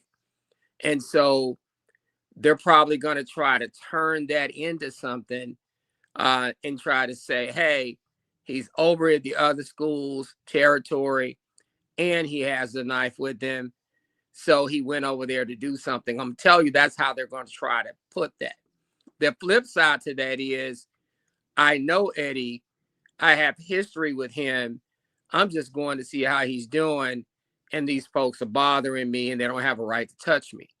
So those are the things that you kind of go back and forth with. My whole concern is Carmelo didn't testify. Now, I always tell people, you have a Fifth Amendment right not to testify, so you don't have to testify. But when you're trying to walk somebody out and get them found out guilty, and you have some other student who has lost their life, you know, it gets a little harsh because they didn't sit and heard that boy's mama cry, and then they didn't even get to hear from Carmelo. You got to be careful. I mean, some attorneys will say, you know what? I'm concerned about how Carmelo would answer questions. I don't feel like I need to even put him up there. Maybe I don't need to put him up there. But then the flip side of that is, can he tell his story in a way so that everybody understand what happens clearly? Because if Austin did the football move on him where he went up under his shoulders and maybe flipped him around and he gets stabbed, then that explains everything. So I know he doesn't have to testify because, hell, I'm a lawyer, so you're not supposed to hold that against an individual. I still feel like in the back of my mind, sometimes jurors do still hold that against somebody. So if I'm the defense, I have a concern about that, and that's a real concern based on my experience doing this, and I've been doing this for 24 years. So it's not whether I feel a particular way I'm trying to stump for Carmelo or stump for Austin. I'm just telling you what my concerns are, what I would be worried about, what the things that would give me concern, you know. So that's what I can tell you guys about that part of it. From some of the testimony from the coaches that Mel shared with me, it seemed like when everything happened, Carmelo first definitely said it was self-defense coming out of his mouth. And he didn't initially even think that he had even hurt Austin, and that he thought it was something small and that Austin was going to be okay. So when you have that, you don't think that there is the intent to actually kill someone when somebody is acting like that, when you have that kind of altercation. So there's a lot to unpack here. But once again, my bigger concern would be the knife and the fact that he's over in their tent, even though he does know Eddie, is you got a weapon and you over on their side of the tent. Now today, in today's world, at schools, people kind of fraternize with each other. I come from a different era where if we're playing against a school, or we're running track against a school, or we're playing football against a school or basketball against a school, you don't go over there. I can only imagine if Lincoln and Madison were playing and I'm Lincoln and I go under their tent. No, we're not going under their tent. You wouldn't make it out of there. We didn't do that. So for some people, especially if you got some older jurors, they come from that era where, hey, we don't like our rival. We don't like somebody we playing against. So we don't really fraternize with that side. So if you go over there, then you're going over there not for a good reason. So those are some of the concerns that I would have, especially when you have that situation and somebody loses their life, whether you like them or not, whether you are concerned about what the race of people are.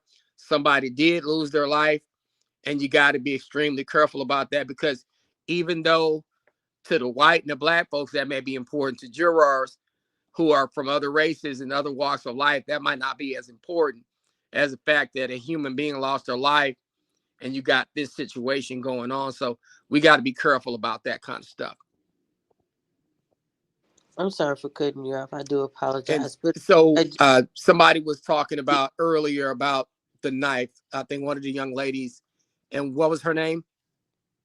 I just want to ask, do you think that it was for a good reason? Hello? Or, like, I guess the more point of it is that if he said, Can y'all hear me? I know that's not he We said. we can hear you. Can you unmute Can you- yourself? Can you hear me, Calvin? I'm unmuted. I can't hear y'all again. I don't know if he unmuted me. I'm going to go back. Okay, so Calvin's going to go out and come back in. So you can continue with what you were saying. I just want to know, is like, far as the circumstances, like, I've been watching the trial. I've not only been watching your channel, I've been watching other platform channels as well, and a lot of you have said the same thing about the case, is that a lot of people have not been come forward. They haven't come forward with the truth about a lot of matters, and I understand that he is a lawyer within as well, not within the case, but just a lawyer per se, and within. I guess the point of the matter is that you guys keep on stressing the point is that the fact that he was at an event, a track event, and he had a tool, which had a knife in it that that we all may carry. I've had carried that as well. I may have had mace as well. I may have Can, had a I'm lawn sorry. Can you as give Calvin well. a question? Can you give him As a direct well. So question? I'm just what I'm saying is I'm just expressing how I'm saying.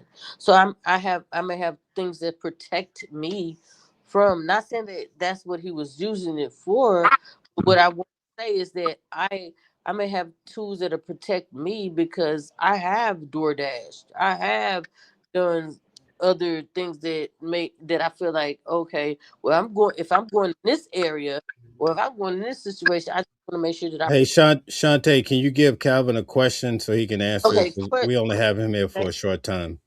okay, okay. Well, I guess I have to reach out to him personally. No, Um, can I differentiate what what I you're want to saying? ask is that do you feel as though, in that matter, because maybe he had the tool to for himself, do you feel like that it may have been self-defense because this was something that he already had for himself, for the matter of the fact is that, okay, maybe I've been trying to, I gotta do my cleats, I gotta fix my cleats, or I gotta even just have it for protection, because in the state of Texas is what, stand your grounds. So what do you feel in that nature to Let, go let, with that stance? let me tell Like, y'all so y'all understand where I'm coming from.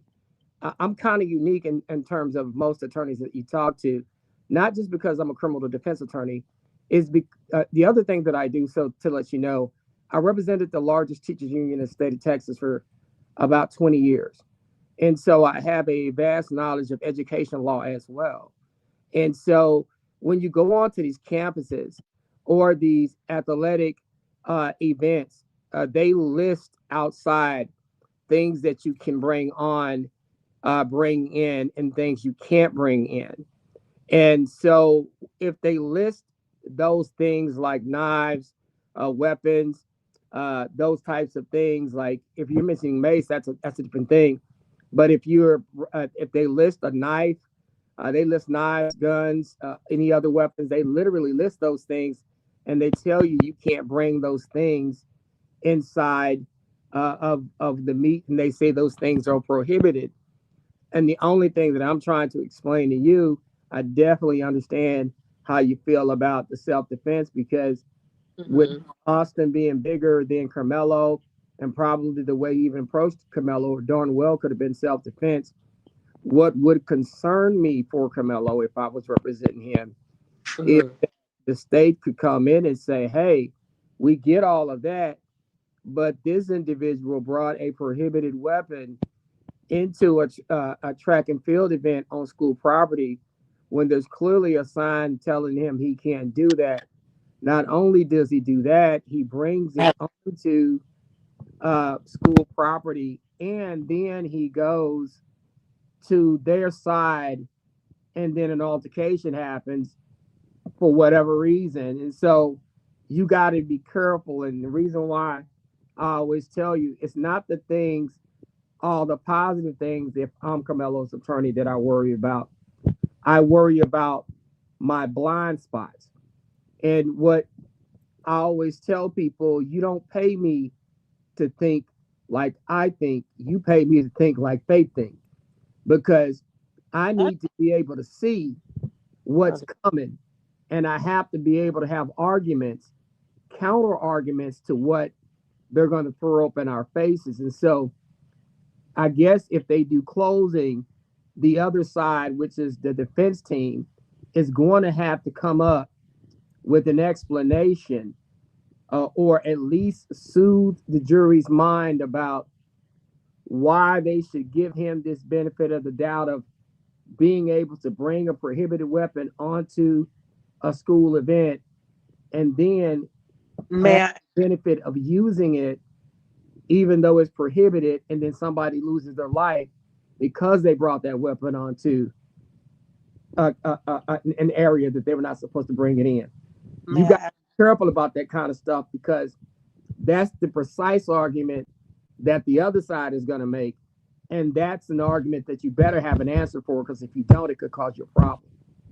that's understandable. But may I ask you another question?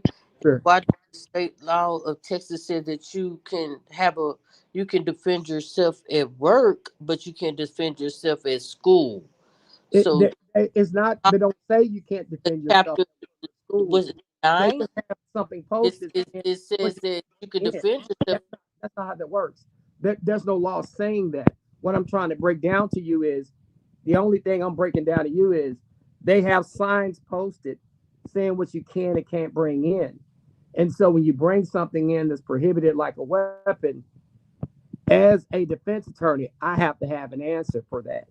I have to have an answer of why, jury, why am I going, why I want y'all to give my guy the benefit of the doubt, even though he brought a weapon in and he ended up using it to defend himself and somebody ended up dying. I'm telling you, you got to be able to have answers for that.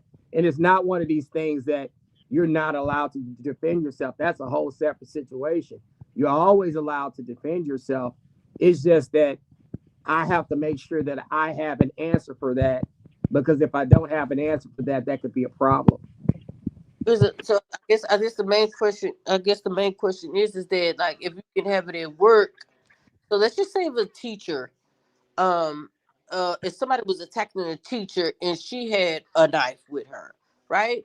Law in Texas says that a person that works under certain circumstances can have a weapon and they can defend herself. Why does it not apply to a child that had a weapon but not was intentionally to use it against anyone, but just was trying to defend herself? Why can that not be the same case? Is Because it it's an educational environment and you don't want, they are as well? but listen, you don't want weapons in the educational environment. And they have different rules for educational settings. And they tell you that, they post that stuff before you walk in. And so they let you know ahead of time that if you're stepping on to a facility or a campus or a track meet or a building, that you can't have certain things. And if you have certain things, then they're subject to be taken from you, and you can be charged with a criminal offense if you have them. So that's why you got to be careful about that. Those school environments are different. Those So educational environments are so different. let's go back to That's just how it works. Allison case, Hmm? where that was on school grounds and that was on school campuses and stuff, and they got acquitted for it. What This happened in what case? the case of CAYSEN space ALLISON. What was different between that case? Well, for me, first of all, for That me to was comment on not, that, not I victim would him of any murder. for me to comment on that, I would have to do some extensive research to be able to I differentiate. gave I gave that to watching World 777, the World I 777. know, but let me And y'all explain something. When took you're over when for when self you're defense. when you're using that case law, there's a bunch of different situations deep into that I case where agree. you have to differentiate between what happened in that case and what's happening here. So there's a lot of differences in these cases. No two cases are exactly alike. No set of facts are exactly alike. And so depending on that particular situation is But where you can get a prior different. though, they had two prior. Okay, so I'm sorry, Shanti. It was nice having you on. I hope Okay, you I'm sorry. come I was back on the trying show. I'm sorry. I'm sorry. I don't want to. Because I like your child and everything like that. But I just wanted to see if that we can look into that case too to see where we can defend. Because if it is in the trial of the jury, they can argue the fact of that case too. Like, hey, the But case is Allison when you case. Like Okay, a but person right now we're brought tight on time, so they we'll have to give it much different we'll than have to get to that later. But it was nice having you on. We have to give the twins a little time to get in some time with Calvin, and plus he wants to go through different things. But thanks for coming on the show. I really do appreciate it. All right, so Calvin, you can hash it out with the twins or whatever you were doing. All right. Well, one of the things that I try to explain to people is that you got to be careful when you have these situations, and I try to be balanced in what I do, because I also have to give both sides of what's going to happen in the courtroom. I'm a defense attorney, so I'm naturally going to defend people. I always do that. I love doing it. I can't do the other side. However, I still have to think about what the other side is going to do. So when I do the Carmelo case, if I'm defending Carmelo and I'm getting ready for closing arguments, I'm actually anticipating, hey, where are my blind spots in my case? Uh, what are they going to argue in closing arguments so that I have a response for that? Or what are they going to argue in closing arguments that are going to give me a problem? And what I try to tell people, my biggest concern when I look over this entire case is two things. The fact that he had a knife on that campus, and the fact that he's sitting under their tent for their school. Even though I know he knows Eddie, you got a knife and you sitting under their tent and you're around all of their witnesses. So as an attorney, number one, it's like you playing an away game. You know, the referees ain't gonna give you no calls, right? If you go to another team's gym, they're gonna get all the calls. And so now you got all their teammates, you got all their folks. And even though you knew Eddie, even Eddie tried to turn on you and lie, right? So those are the type things that I worry about, because now I brought a weapon on to a school event, and I ended up having to use it to protect myself. But if I'm a jury, I'm like, he wasn't even supposed to have the knife. Then the knife ends up basically killing somebody. And we didn't even get to hear from him, but we watched his mama cry. We watched everybody else cry. We watched all these students cry. We just gonna let him walk out of here today? Y'all gotta we gotta think, my people. We gotta think, we gotta really think. And so when I say really think, you gotta be extremely careful about those kinds of expectations, because even though people are willing to walk him out, sometimes folks want to be like, even though the law says, hey, he doesn't have to testify, some people want to hear from you. Tell me how it happened. If that young man jacked you up and tried to use a football move on you and tried to dip you down and he got stabbed because of that, hey, that's on him. I can deal with that. But if they don't know that for sure, and they buy those 11 people that testified the other way, you know what I mean? You got to be extremely careful. And so that's where you got to think about things. In addition to that, are there lesser includeds on the table?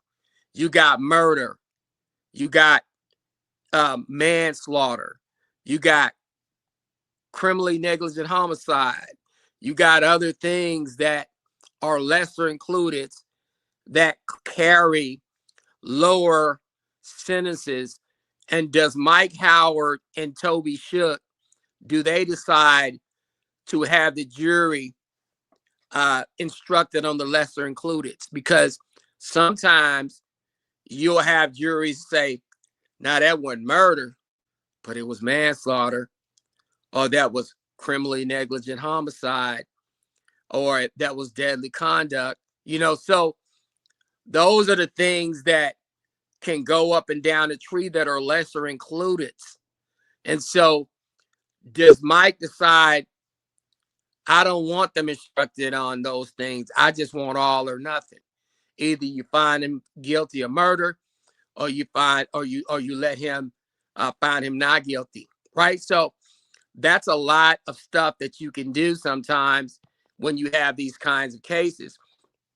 The other thing I try to tell people is you got to be extremely careful, right? So one of the things that I always think about is if I'm somewhere on a school campus and they tell me I can't have something on that campus, and I get that particular thing on that campus, and even though I'm justified in using the thing I'm not supposed to have, I'm still not supposed to have it.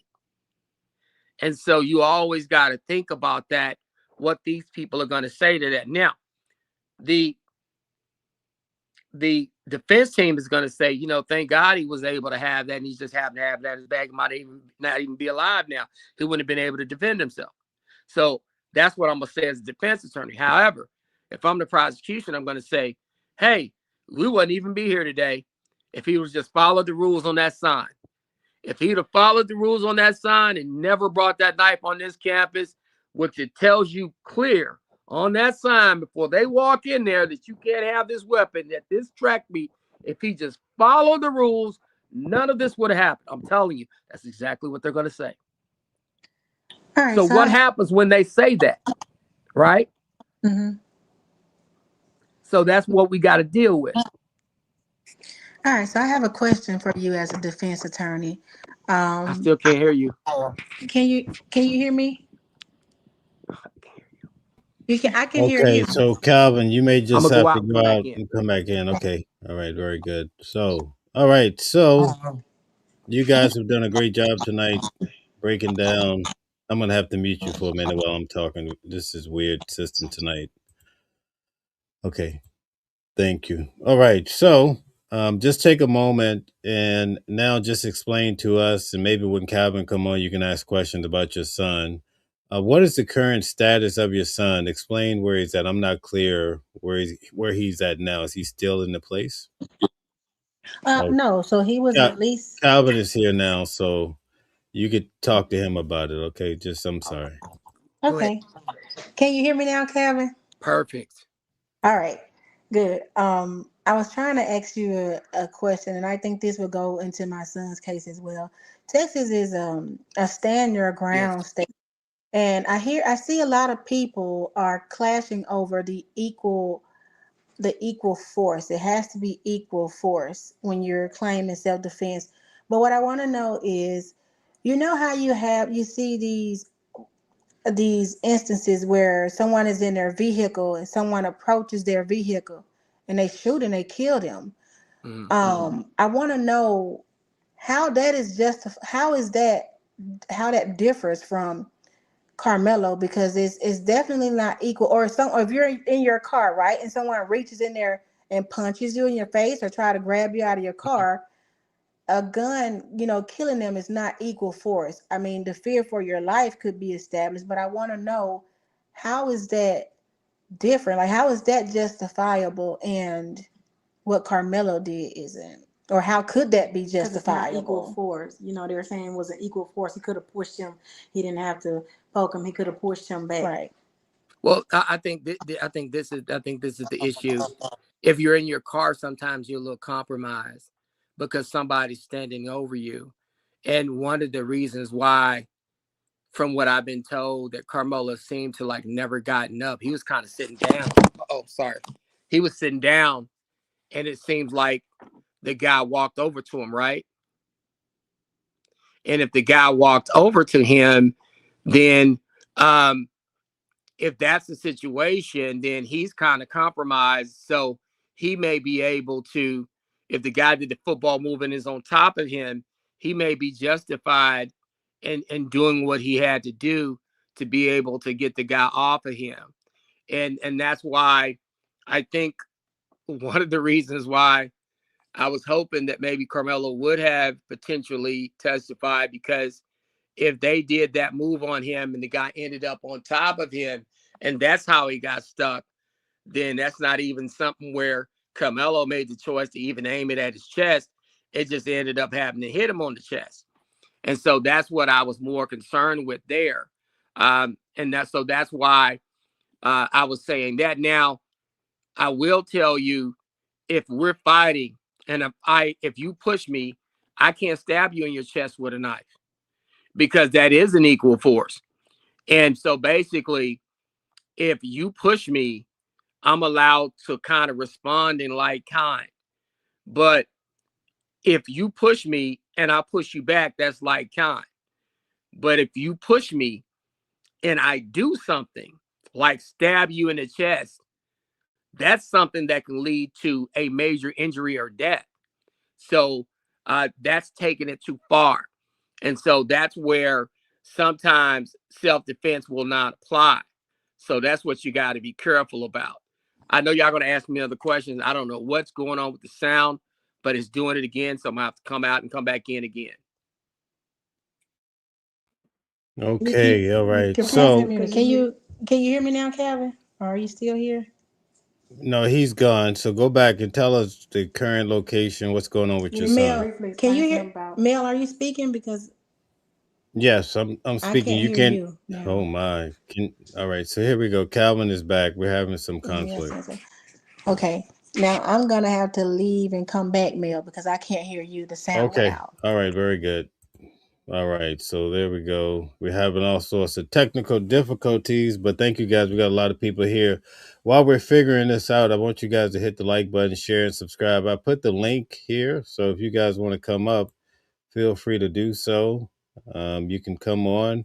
There's a few tough guys. I'd like to talk to the tough guys tonight. Where you guys at? Come on up here and be heard, respectfully. But if you want some smoke, come and get it. It's all good. Come on up here and get this smoke. If you want to talk some junk tonight, it's getting late. Let's call it the late night smoke. Come on up here and get some. Yeah, that's what it is. Calvin is still not here. So I'm just gonna mute you guys. All right. We're still waiting on Calvin. Okay. Let's see here. Where's Calvin? Okay, here we go. Let me remove this one. Give me 1 second, everybody. Where's Calvin? Calvin, we're still having some technical difficulty here getting you up. I think it's your internet, if you can hear me, Calvin. Yes, I think it is, because Okay, there we go. There we go. We can hear Okay. you now. So, all right. Okay. How's So everybody hear me? Good. Everybody's good. Yeah, we can hear you. Okay. What other questions did y'all have? All right. So the Oh mutual, boy, it went again. self. It went again. So let me see. Let me see what I can do, y'all. Hold on, okay? Okay. Give me a Okay. second. Not I'm sure gonna what's come all the way happening. back in. All right. So, do you guys hear me okay? Yeah, we can hear you. Okay. So, explain to me what's happening with your son now currently. So my son, he was released to me that same day. Remember, I said that they looked over his record and they decided that he wouldn't have to go before the judge. They would release him to me because he seemed like a pretty good kid. He came home with me, but I did receive a letter in the mail today, and I think they did mention to me previously that he would have to do some type of probation, House arrest. house arrest. He has to be in a house, which he doesn't go anywhere anyway. I keep him here, but he has to be on probation. Like it's a charge on his record. It's a serious charge. I think when I was speaking, I left off at the fact that I requested all of the witness statements from the incident that happened on the 6th with the actual fight, as well as the incident that happened on the 1st, where he and the child had an argument. Now, this is where it gets interesting, Mel. When I requested that information, and once I told the assistant principal, hey, you guys didn't follow protocol, you didn't call me. If there was an issue, I could have intervened, but no one notified me of anything that was happening while you were conducting an investigation. Well, he switched it to, well, what? So when, okay, let me point this out. On the 6th, when he called me, he led with telling me that something happened on the 1st. He had witness statements. The parents had reported hearing my son saying something. They conducted an investigation, and that investigate well, while they were conducting that investigation, it led to the incident that happened on the 6th. Okay, fast forward. Once I requested all of that information from the first mail, then he goes, well, we did conduct an investigation, but once we interviewed your son, he said he didn't say what they said that he said, and so um, there wasn't enough evidence or something to result in penalty. So that is the reason he said I wasn't called. They didn't reach out to me or notify me, mail, about anything that happened on the 1st. Well, here's my concern. If you conducted an investigation, right? It happened on Friday. You guys had Monday and Tuesday to contact me and let me know. If you conducted an investigation and it was like dead end, like there's no reason to contact the parent, we didn't find anything, or it's not going to result in penalty, why would you even mention it to me on the 6th? Why did you even Mm, bring that to my attention? When okay. you So when listen. they record, okay, So go so ahead. let me pause you because I'm going to be here Ah, a long the time sound tonight, went out right? again. Oh my God.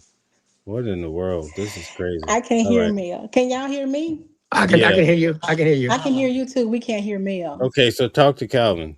Okay. So let me tell you what I think is going on with you, because I think this is a problem that we typically run into a lot. Mm-hmm. So your child gets interviewed without you being there. Yeah. You don't even know anything about it. Yeah. And then all of a sudden, 3 or 4 or 5, 6 days later, somebody tells you something happened 4 or 5 or 6 days ago, and you never knew anything about it. Now they want to Yeah. discipline him, and you Yeah. never knew anything. That's And, exactly. and see, one of the issues that happens is when you're at school, they treat it like in Texas, like a child involved in delinquent conduct. They almost treat it like it's a civil type thing as opposed to a criminal type thing. And what happens is, instead of treating it like a criminal matter where you would have the right to have an attorney, to have your rights read, to have all this other stuff, it kind of goes under your code of student conduct, and they almost kind of treat it like a civil type thing, which means they're going to bring the student in and talk to him without mom there. And so at the juvenile level, the juveniles actually have less rights than the adults do, than the adult system, and a lot of parents don't understand that. They do this a lot with the kids, and so I always tell my parents, before you send your kid to school, if they end up in a situation like this, you should always tell your kids, don't answer any questions without your mom and them there. If you're not going to allow me to talk to my mom, I'm not going to tell you anything, because ultimately they're going to have to let you talk to mom, because at some point they got to let you go home. Because if your kid don't come home, you're gonna be, well, where's my kid at? Where's my child at? So you always got to tell your kids to hold tight and make sure that they talk to you, because they don't have as much rights as regular adults. So you always got to realize that in those school investigations, because remember, even if your child ends up in juvenile, they civilly serve you with something that says your child is involved in delinquent conduct. It's almost like they're serving you. So it's almost, even though it can be criminal offenses, they treat it like it's civil in nature. All right. Yeah, thank you, Kevin. So I want to give you, I know you're here for a brief time, but I want to give Yes. you a little bit more, little more details. Uh-huh. So the video, I requested the video footage and I requested the witness statements. All the witness statements indicate that the child did hit my child first. Okay. There is an incident report I never received the other child's statement. I don't know if that's due to FERPA for Texas or not, but I never It is. received what he said. But they said that the child had a knot in the back of his head, and then one of the incident report said that the child fell onto his back Mhm. during a basketball game. So I pinpointed the inconsistencies. The video, remember I said it was there, every child in the gym was on the floor. So they were pretty much crowded around.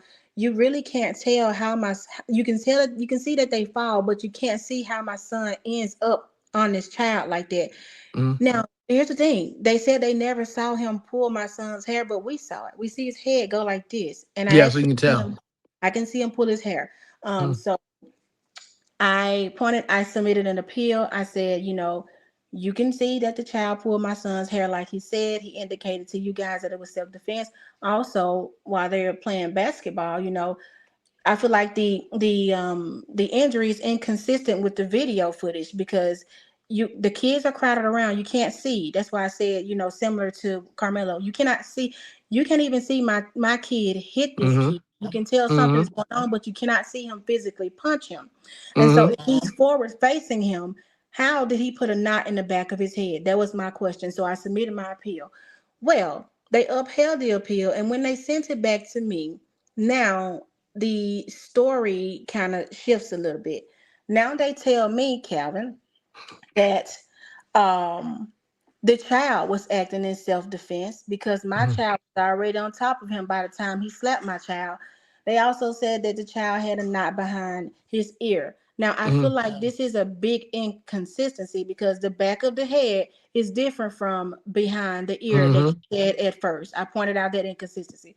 Secondly, well, I just submitted my second level appeal and I'm like, hey, so I want to point this out. When I called them out on not informing me about the May 1st incident, the principal sent me communication saying, hey, that had nothing to do. The May 1st incident had nothing at all to do with his placement. They ruled it out because I called him out on protocol. Mm-hmm. So if we are not referring back to the May 1st incident, Calvin, we have two Mm-hmm. boys in the gym, a bunch of kids playing basketball. What reason would this child have to act in self-defense? We're in Mm-hmm. a basketball game. Whether Yeah, it is a real game or not, we all know that in basketball you it's gonna are be rough. subject to injury. You Yeah, might get hit, you might get hit in the face, but that does not mean turn around and swing. yeah. Again, if we are Bingo. not if we're not including this May 1st incident, what reason would this child have to act in self-defense? Now you're trying to tell me he was acting in self-defense because my child fell on top of him in a basketball game. And my biggest problem, Calvin, with Mm-hmm. it, I know they cannot discuss with me what happened to the other child, but I know that child was not down there in the detention center when mine was down there. And I Mm-hmm. don't feel like anything happened to that child. That child is white and my child is black. And Mm-hmm. furthermore, that child didn't get put in handcuffs He and didn't get taken out of that embarrassed. school. That child didn't get put in the back of that police car and taken to a detention center. That child didn't get told that he couldn't go home to his mama. Ours received the punishment loud and proud. That one, Mm-hmm. even if y'all try to go back and try to do it now, it's not the same. They're not going to experience the Exactly. same thing because y'all didn't do it the same way. And now he has to go over here to a DAEP placement that is like jail. They have to walk through this damn gate. I know They it. have to have metal. They have to be searched. Take their What shoes off. school is this at? If y'all mind me asking. Clark Middle School in Collin County. Uh huh. Clark Middle School and Clark. And Mm-hmm. see, this is why I said, Calvin, equal Mm-hmm. force, because then even in her appeal, when she Mm-hmm. upheld it, one of the things she said to me was, my child used excessive force. I guess because the child slapped him and he turned around and punched the child. I don't Mm-hmm. understand. I do not Yeah. understand. To me, he should be able to. Yeah, man, it's a slap punch. To me, it's the same thing.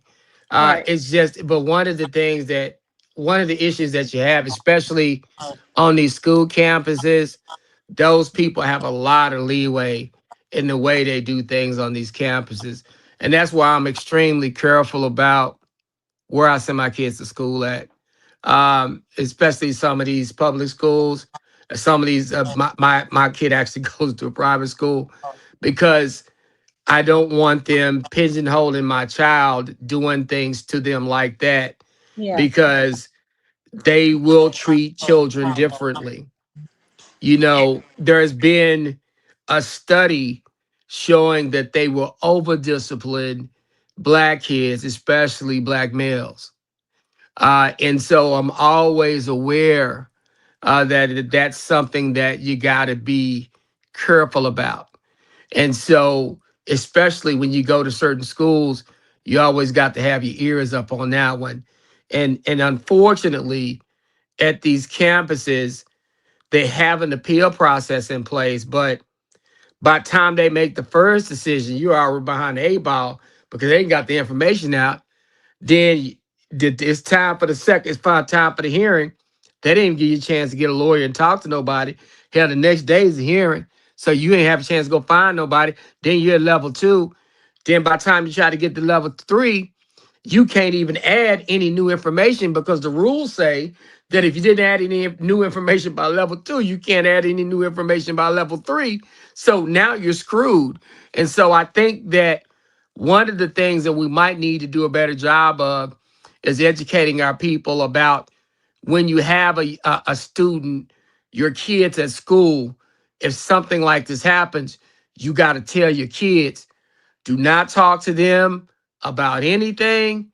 And when your kids come home, your kids got to tell you, Mama, I had a situation with this boy today, and them people was trying to talk to me. I think you need to go up there and talk to them, Mama. We got to start communicating with our kids. And then when our kids tell us stuff like that, we got to get our butts up there because we don't know what's going on with that stuff.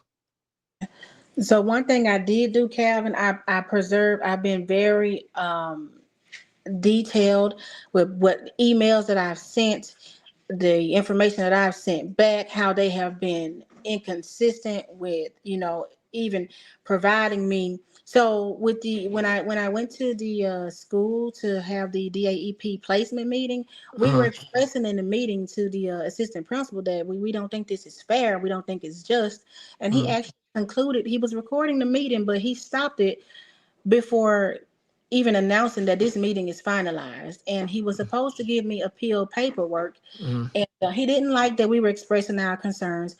He left out, and I didn't leave out right behind him, but I Uh-huh. did go in the office a little bit later, and I went Uh-huh. in and I said in a firm tone, I said, you ended the meeting before we were done.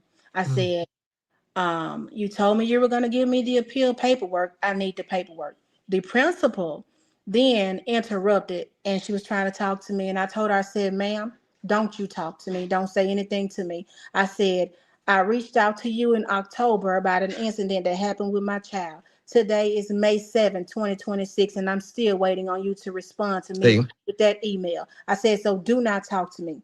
And so she told me to leave the premises, and I was like, I need the appeal paperwork. I'm not going anywhere. They Uh-huh. called the police on us. I wasn't arrested or anything. I told them I was simply over there for a meeting. I didn't know my son's fate. I don't know where to go from here. I don't know what to expect. I need to know what to do from here. And they called the police on me. They gave me the appeal paperwork, I want to say the next day, but still protocol. I'm identifying discrepancies and things. Protocol. You were supposed to give that, even if you had internet problems, that's what they said at the school. You should have a printout of it. You should be able to But give it to me in my hand. but see, that's one of the things that I always try to tell people. Like once you do that to my child, once you do that to me, I can't trust you with my child. Yeah, So we have to start making provisions. And unfortunately, we have to start looking around and removing our kids from places like that. yeah, And when I say this, when you see them mistreat your child, you can't trust them with your kids. no. There's no way in God's ring or no way in the hell I'll send my child back to school like that. I try to tell people like that all the time. I'm supposed to trust you with Okay. my child, and I'm up here asking about my child, and this is what you do.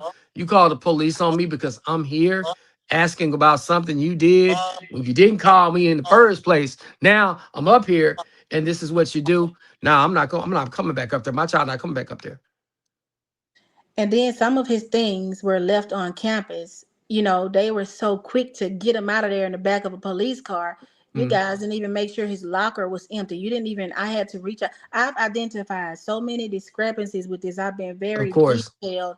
And I even went so far, Calvin, as to send a request to I don't know what she is, but I wanted the aggregate Mm, data from the placement of the DAEP, because majority of those children are over there are African American. There are some other children, but the majority but are African but American. And once so again, That's why I try to tell, like, we have to start paying attention when certain schools and school districts are doing certain things. We Mm-hmm. have to move our kids from those school districts. And then when they treat your child like this, we got to communicate with each other and have those conversations and say, you know what? This is not a good place for your child to go to. And Mm-hmm. then instead of continuing to argue with those particular people at that school, you got to get out there. You got to start going to talk to the people on the school board. You got to sign up to speak at the school board meetings so that they understand what's going on at these campuses, because that's the best route to take. Because what's happening is you got a lot of people on these campuses, and even in the grievance processes themselves, they're just covering for each other and ratifying what is already happening. So that's where y'all got to be careful, y'all. And I know it's getting late. Unfortunately, I got to get ready to go. But let me share this with y'all. When you see your child is being treated a certain way at a school, we got to start looking at removing him from those types of environments, because we're trusting our children with these people. And when I say with these people, your child is important to you. You spend your time watching them, feeding them, making sure that they're okay. And when when you have them in a situation, you feel like they should get the benefit of the doubt if somebody else did. So if they're not going to do that, if they're going to mistreat them, no, you don't allow somebody to mistreat your child and send them right back into that environment. That's a no-no. So you got to pay attention to what's happening. You got to talk to your kids ahead of time. Them folks up at that school try to talk to you without me being there. You tell them to call my mama. That's it. That's how we're going to do that. All right, y'all? Y'all take care. I got to jump on off here. And y'all have a good day. Hey, Calvin, Take care. Calvin, can you hear me? Okay, I guess not. All right, Grumpy, can you hear me? I can, yeah. Okay, you can hear me. So, Grumpy, what's on your mind? Talk to me. Well, so I had a stipulation of what Calvin said about children and about kids in schools, because my son back in his freshman year of high I school, can't hear, so I'm gonna leave and come back. Okay. he was accused of indifference of right, and so then the principal or the vice principal attacked my child, right, without the parent, guardian present or his lawyer, and so I went into school, and it was total bad. But then find out later the girl and the kid, they actually threatened to kill somebody with a knife in a parking lot. The kids were messed up, but not my child. So it was weird to me. I was going to bring it up to Calvin's attention, but Oh, okay. You just missed him. I did. I couldn't get the stream to work. I was trying to jump on there quickly. I was like, hit, go, work. And, it didn't work for me. But, hey, ladies. I see your channel's going quite well. Can you tell everybody how to find you and lock in with you, Grumpy? What is it? Grumpy's 2729 or whatever? Well, I don't remember. Yeah, so I used to know it by heart. I can't even think of it. It's 719. It's Grumpy 719. We do a lot of fun. We have a lot of fun. We joke around. We have a lot of pleasure. We love Mel to death because Mel's an awesome guy. And he likes getting straight and narrows, and he likes to get to the facts. Yeah. So Grumpy, give us your opinion about this case. In my opinion, because I've been shot and stabbed, and I had a horrible past, and I've been in a few conflicts in my life. I don't see self-defense. I don't. I see two young men that were dumber than hell, and somebody ended up dead. And in my opinion, I think he should go out of his way to get for a lesser charge because he's going to jail. In my opinion.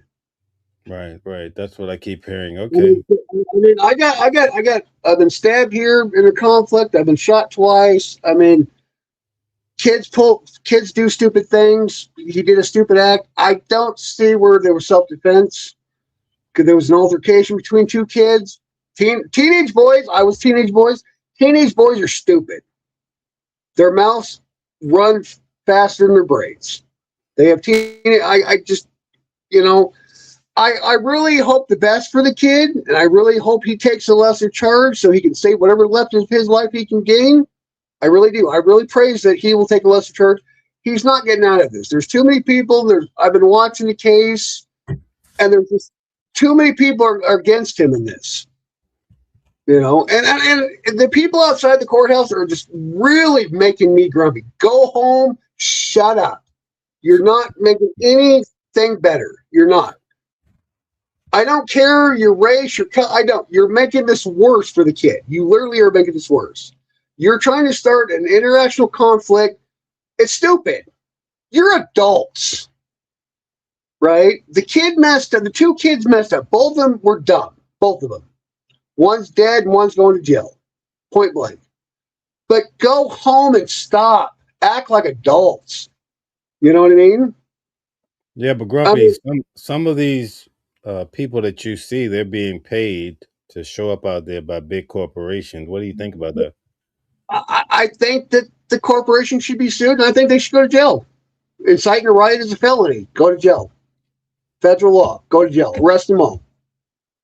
You're physically causing an issue. You're trying to cause a conflict. You're trying to make everybody angry. Arrest them. Okay. What advice do you have for the twins? You were here for their entire. In my experience with school BS and with what your child's going through, lawyer up. And if you can prove wrong against the school and your child was not in the wrong, sue. That's my opinion. I mean, if you can prove your child was in the right and he didn't do anything receptacle, to cause the conflict, it's your obligation, I don't know what your state laws are and how you can perfect to it, but some states you can sue the school board. It's a long gated battle, but if you can prove wrong, they were in the wrong, sue. But people are too on violence, and too agitated. Unfortunately, we're a nation of laws. Bad things happen every day. Lawyers are there, like Calvin, are there for a purpose, And there's a lot of pro bono attorneys that if there was a conflict of interest, they'll take your case. You don't need any money. They will take your case, And it's better in the long run for you as a parent and the child not to be over exacerbated with the school itself, because the government's always going to win. If you try bringing it with mouth or any of that, you're going to lose every time. But if you can prove your case, take it to court. 100% take it to court. Let the courts decide. Should he have taken the stand? In my experience, I don't see the kid in the wrong, but that's in my personal opinion. But, the courts find other things differently, unless you just drop to the ground and you're pretty much, if you engage in it, you're pretty much 50% in fault for it.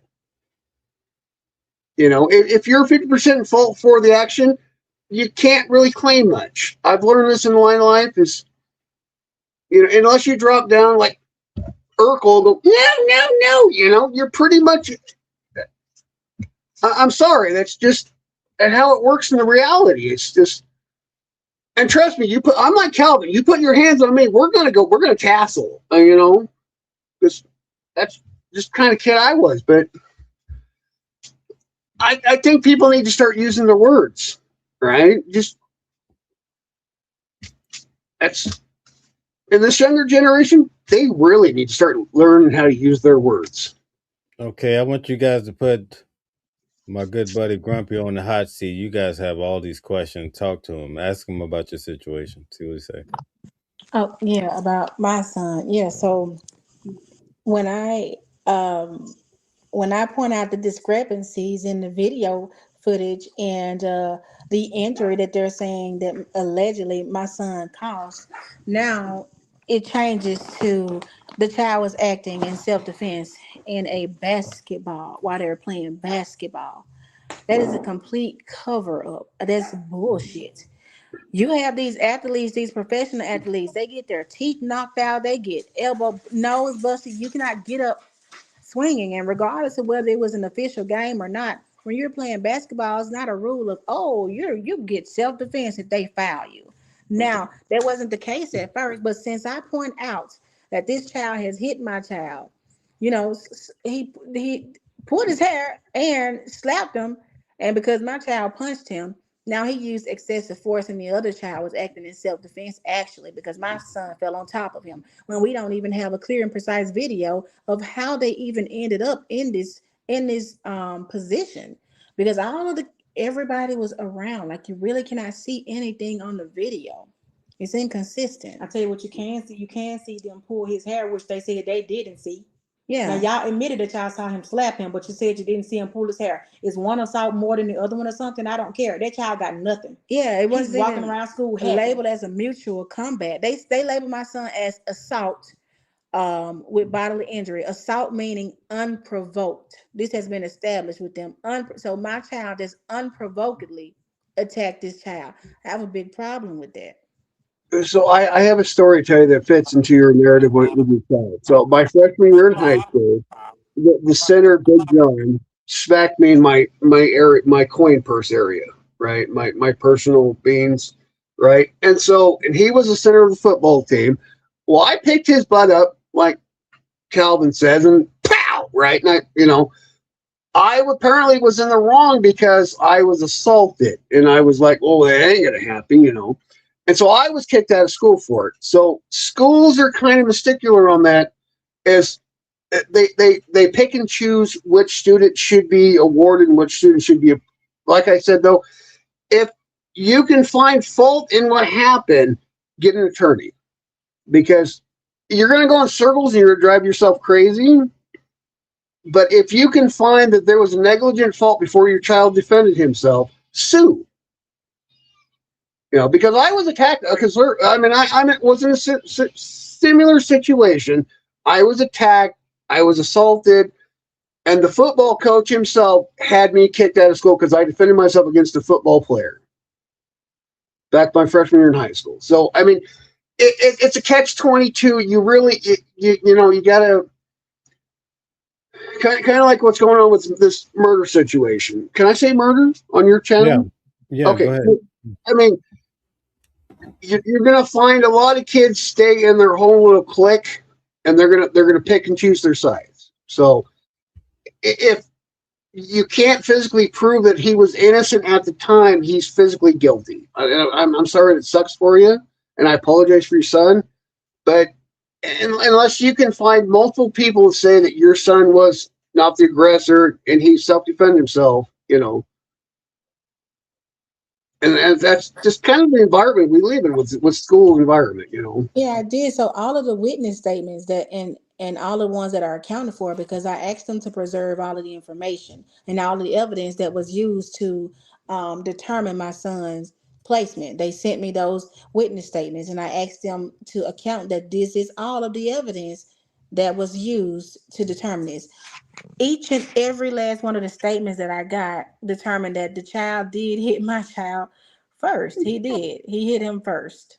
But the school came back, and I know they're gonna, stick up for each other. I do plan to.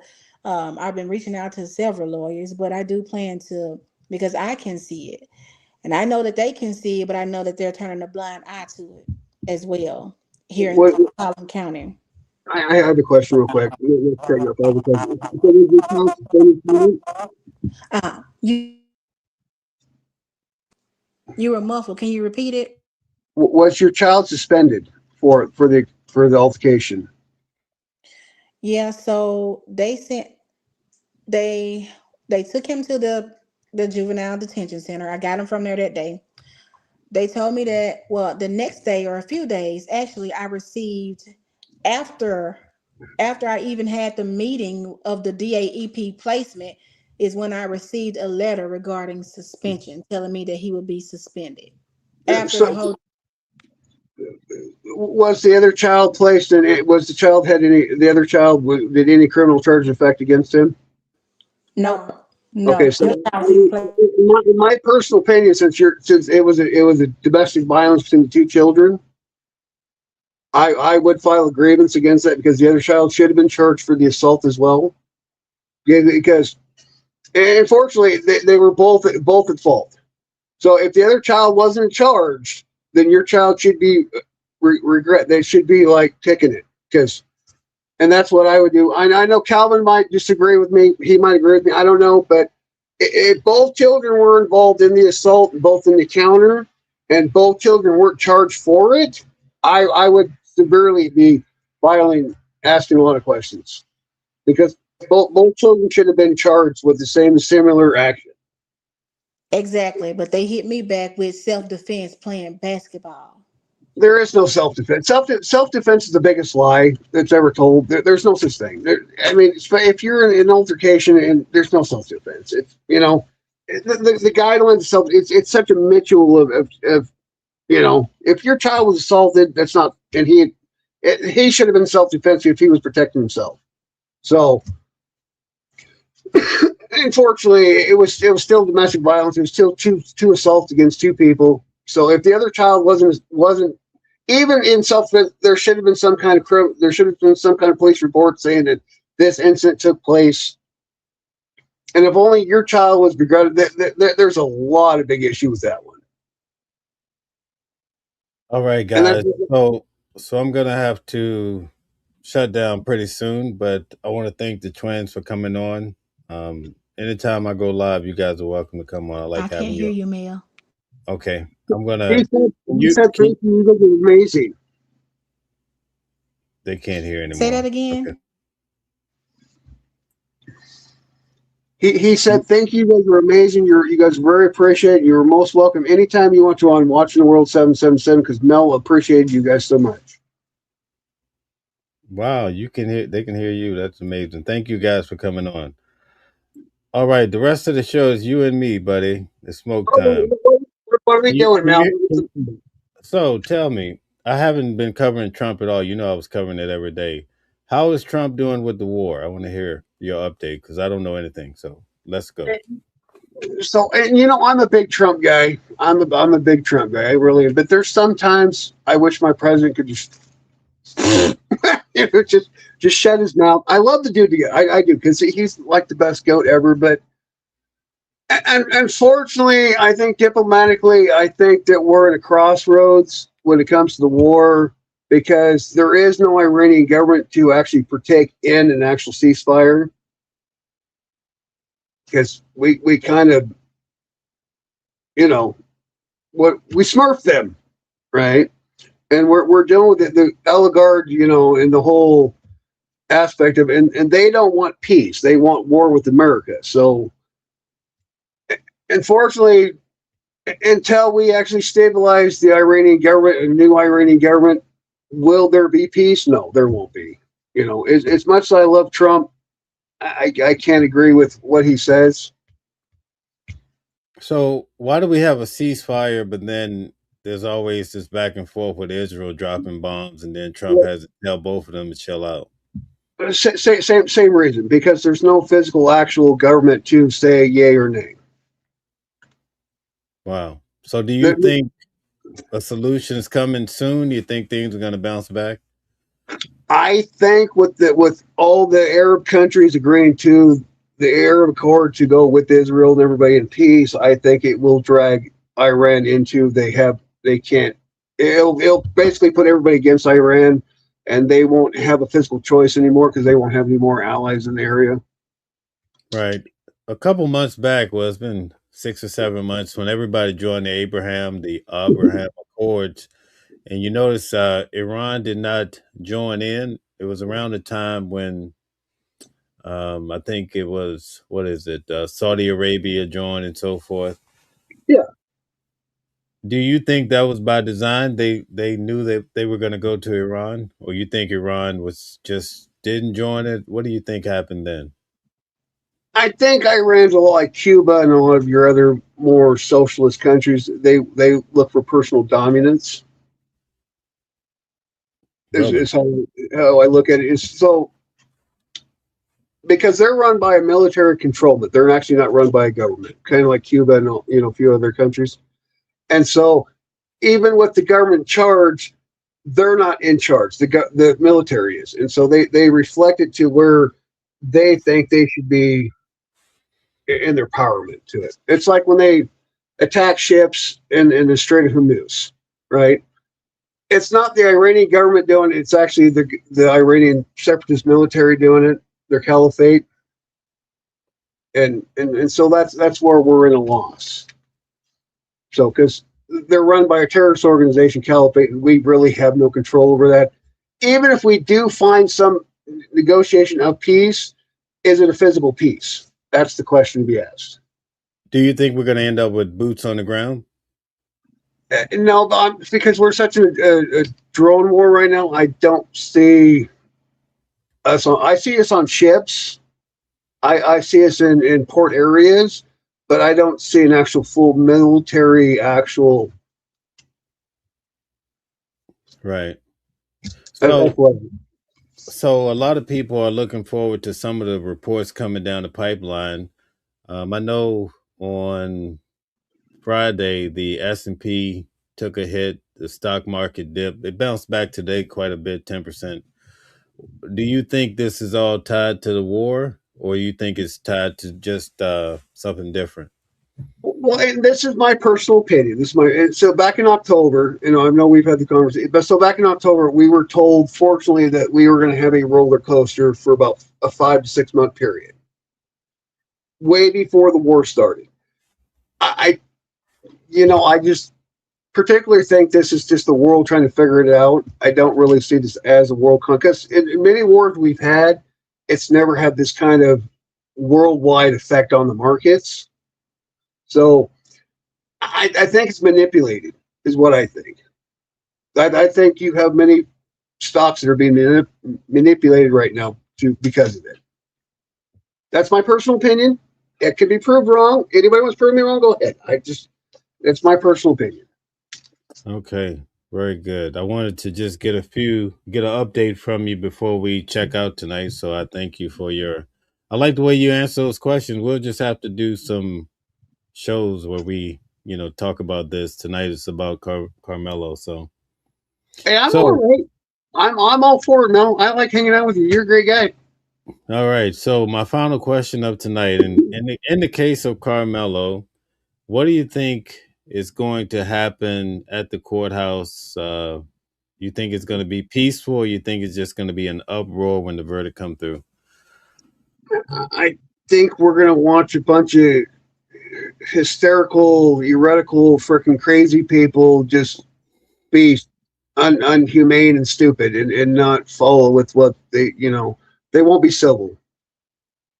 Right. If he's found innocent or guilty, because it's just stupid. It's like, you know what? Just let the courts do their job. Right. I already said everybody outside that courthouse should be arrested for inciting a riot. Every one of them. Wow. I don't care if it's leftist, rightist. I don't care what you should right now. You're inciting violence against public. You should be arrested. I've been there, and I'm telling you, man, they have a lot of police officers in that building. Even at night, they have like 6 or 7 cars just floating through protecting the parking lot. It's ridiculous, Mel. It's like where'd we lose our civility as humans? Right. I understand you're upset, but you're not doing any helpful for one kid or the other. You're just causing conflict. You're making it worse. Right. M. Roy says that's loitering.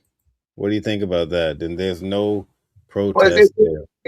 It's not loitering because technically we have a right to freely protest. As long as you're in sidewalk and you're being peaceful, it's not loitering because they're not actually physically trying to sell something or beg for something, so it's not loitering. Okay. Robert says you can only plead guilty, not guilty, no contest, or insanity. Was he insane though? I haven't heard that at all. That's not on the table from what I understand. I mean, personally, I really feel for the kid. He did bad. I really feel for the kid. All I can hope for is an individual, as an adult, as a parent, that he takes the lesser charge because I don't see him getting off this. I've been watching it, and all the witnesses, they just paint bad pictures. I don't see. I mean, I could be wrong, and if I'm wrong, I'll come on here and I'll be like, "Grab Mel, I was wrong." But with all what I've seen from witness statements, I don't see him getting off this. Are you stuck on that he had a knife in a school environment, right? By No, extension, is that the issue? no, I don't really care about the knife because teenagers carry pocket knives or whatever. Well, what I'm stuck on is during the altercation for the multiple witnesses is he was proved to reach into his bag and threaten, I will do whatever it takes, you're not moving me. So he engaged in the altercation, not self-defense. He projected, let's do this. Okay, so let me throw this at you. I like it. This you're on a roll, all right. But let me throw this to you, Eddie, the key guy. You've heard the explanation about Eddie and how he fits into the story, right? Kind of. Okay. His kind of fluctuated when, So, but yeah. so the guys, they have this cookie cutter story that they're telling everybody. You mess with me, I'm gonna mess with you, something like that. Exactly. Eddie says that on his testimony, he says that Carmelo called Austin a bitch, and then Austin called Carmelo a bitch, right? So then Correct. the attorney Toby Shook says, "Listen, you say that now, and you say you paint Carmelo Anthony as the aggressor, but when it happened, right? When it happened, you said that Austin said, 'I'm gonna move your bitch ass up out of here,' and grabbed him by the collar and swooped him out, or at some point, but." First, Carmelo says, "Move my bitch ass out of here," and then he swooped him out. So does that change your perception because Austin is saying, "I'm gonna move your bitch ass out"? No, because in my own personal life, of being in conflicts I've had with fist fights and other things and actions of unruliness, is if you're 50% to blame for the incident, you're to blame. There's no innocent party. I don't care if he did it or he did it. You both engaged in actions before it took place.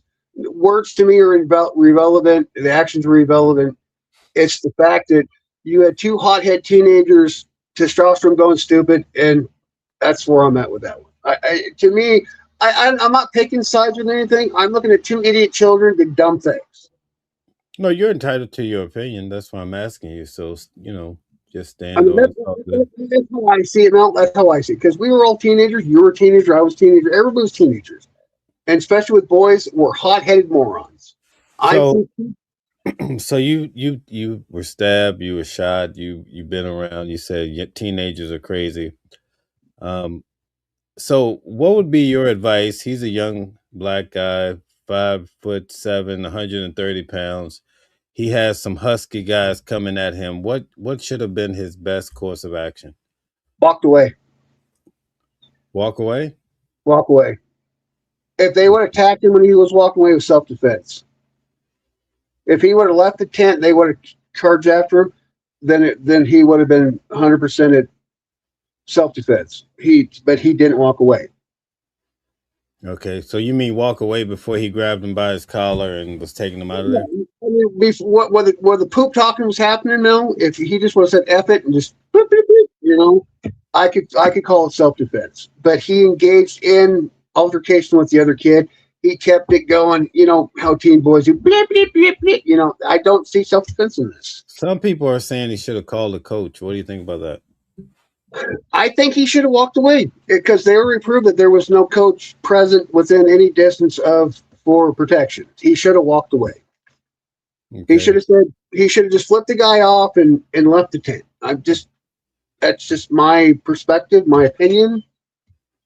No, that's good. I respect that. I like how you answer. Good deal. That's all right. Listen, man, I got to wrap it up because we're down to 3 hours now, and it's been a I just long did, day. I We're just gonna, did a four, I just did a we're gonna, 4 hour show. I know it. yeah. Going to court every day, getting up at 2 o'clock, getting in line, and they take court to 6 o'clock. What do you think is going on in Texas, man? I can't do the 6 o'clock. Texas is its own. They're the lone states. They're the Lone Star State. They're just their own independent little country of themselves. That's Texas. Everything Texas is bigger and better, and it's just Texas. Yeah. Listen, I want to thank you for coming on. Can you tell everybody about your channel and perhaps give a good message before we go? Well, like I always say on my channel, if you can't be happy, let's be grumpy together. That's where we're at, people. And I thanks, Mel, for having me on. I appreciate all of you. And All hope right. y'all have a good night. Very good. Thank you. And I'll see you on the next one. You're always welcome to come up and we really have to have some of these good, I call them discussion powwows, whatever, you know. Thank you. Thanks, Mel. I appreciate you. Thanks for having me on. All right, anytime. Thanks. Okay, so let's have some further discussion here on our way out. I want to thank everybody for all the conversation tonight. We went a long time, but I've seen that quite a few individuals have been on the show for most of the night, and I find that amazing. Becca is hanging in there, and Stella is always there in New Jersey, and you guys are so amazing. I just want to say in closing, it was nice to have the twins on, you know, tonight. It was so amazing for them to come on and tell about the scenario. But what they said kind of mirrored what I was saying. Here, you already have children at 12 years of age going to institutions and feeling like they're incarcerated. You know, these are tough times, but we have to really, really work at teaching and guiding the next generation, I like to call it, to a better place and helping them to understand, you know, the do's and don'ts of life, I think is very important. I want to thank all of you for your participation. Again, thank the twins. You guys, you're always welcome to come up when we're having discussions. I will be doing this again on Wednesday night. We have a full discussion. We have a law professor. Her name is Candace Kelly. You see her online a lot. She teaches in New Jersey at the highest level. She teaches law, and she's a resident on this channel for Wednesday nights. And we're going to be having some great discussion. We're going to be discussing the Carmelo case. By then, perhaps we'll even have the answer. We'll have the verdict as to how this is all going to turn out. I see Uncommon Woman. Thank you so much for all you do. I really do appreciate your consistent support of the channel. I want to also say that it's very important that I get it, we get all sorts of people that come through, but it's very important that we're truthful and we have to look at these situations and be able to separate the issues sometimes just to get to the point. So, on one note, we stress the point that, listen, you don't take knives to a school environment, whether that's a school environment by extension, like the track meet. They have you sign documentation. Sometimes they have the parents sign that the child won't bring a weapon to school. Okay, so we get that. We understand that. It's pretty simplistic when you look at it. And it's duly noted on Watching the World. So before you go ruffle your feathers tonight, I want to make it clear that's our position because I'm going to wake up tomorrow and there'll be a dozen comments. Oh, you guys support somebody bringing a knife to school. I'm like, man, at what point did you check in on the show, right? But on the second note, we look at the facts of the matter and a lot of things don't jive, right? And we want to highlight what happens in court on day to day so you get a full understanding of what's happening with the trial and perhaps you can come to a better conclusion because you're getting information from mainstream media, from individuals like myself that are inside of the court. So, all I'm saying is before we try to always aggressively approach people, let's try to be more level headed so that we can have elevated conversations. It was nice to have different perspectives on the show tonight. We had Calvin, the criminal defense attorney. We have Grumpy. We had twins. So many amazing people. And that's what Watching the World is about because the world is not just about one race, one type of people, one religion. It's about everybody trying to come together and make sense of this life that we have so that we can live life to the best of our ability. With that, I want to say have a great night to each and every one of you. We had a long show tonight. I look forward to speaking back with you guys tomorrow around noon But we'll do this open discussion again on Wednesday night, and hopefully we'll have a verdict by then. Until then, be well, have a great night, and thanks for supporting the channel. Good night. Different voices, but the same song. Building a world where we all belong. Kindness leading the way, breaking the chains. In the symphony of love, the thing remains. Embracing diversity, brighter days in sight. Watching the world sharing love and light. Hearts beating as one in our peaceful flight. Colors of harmony, painting the night. United we stand in love's pure might.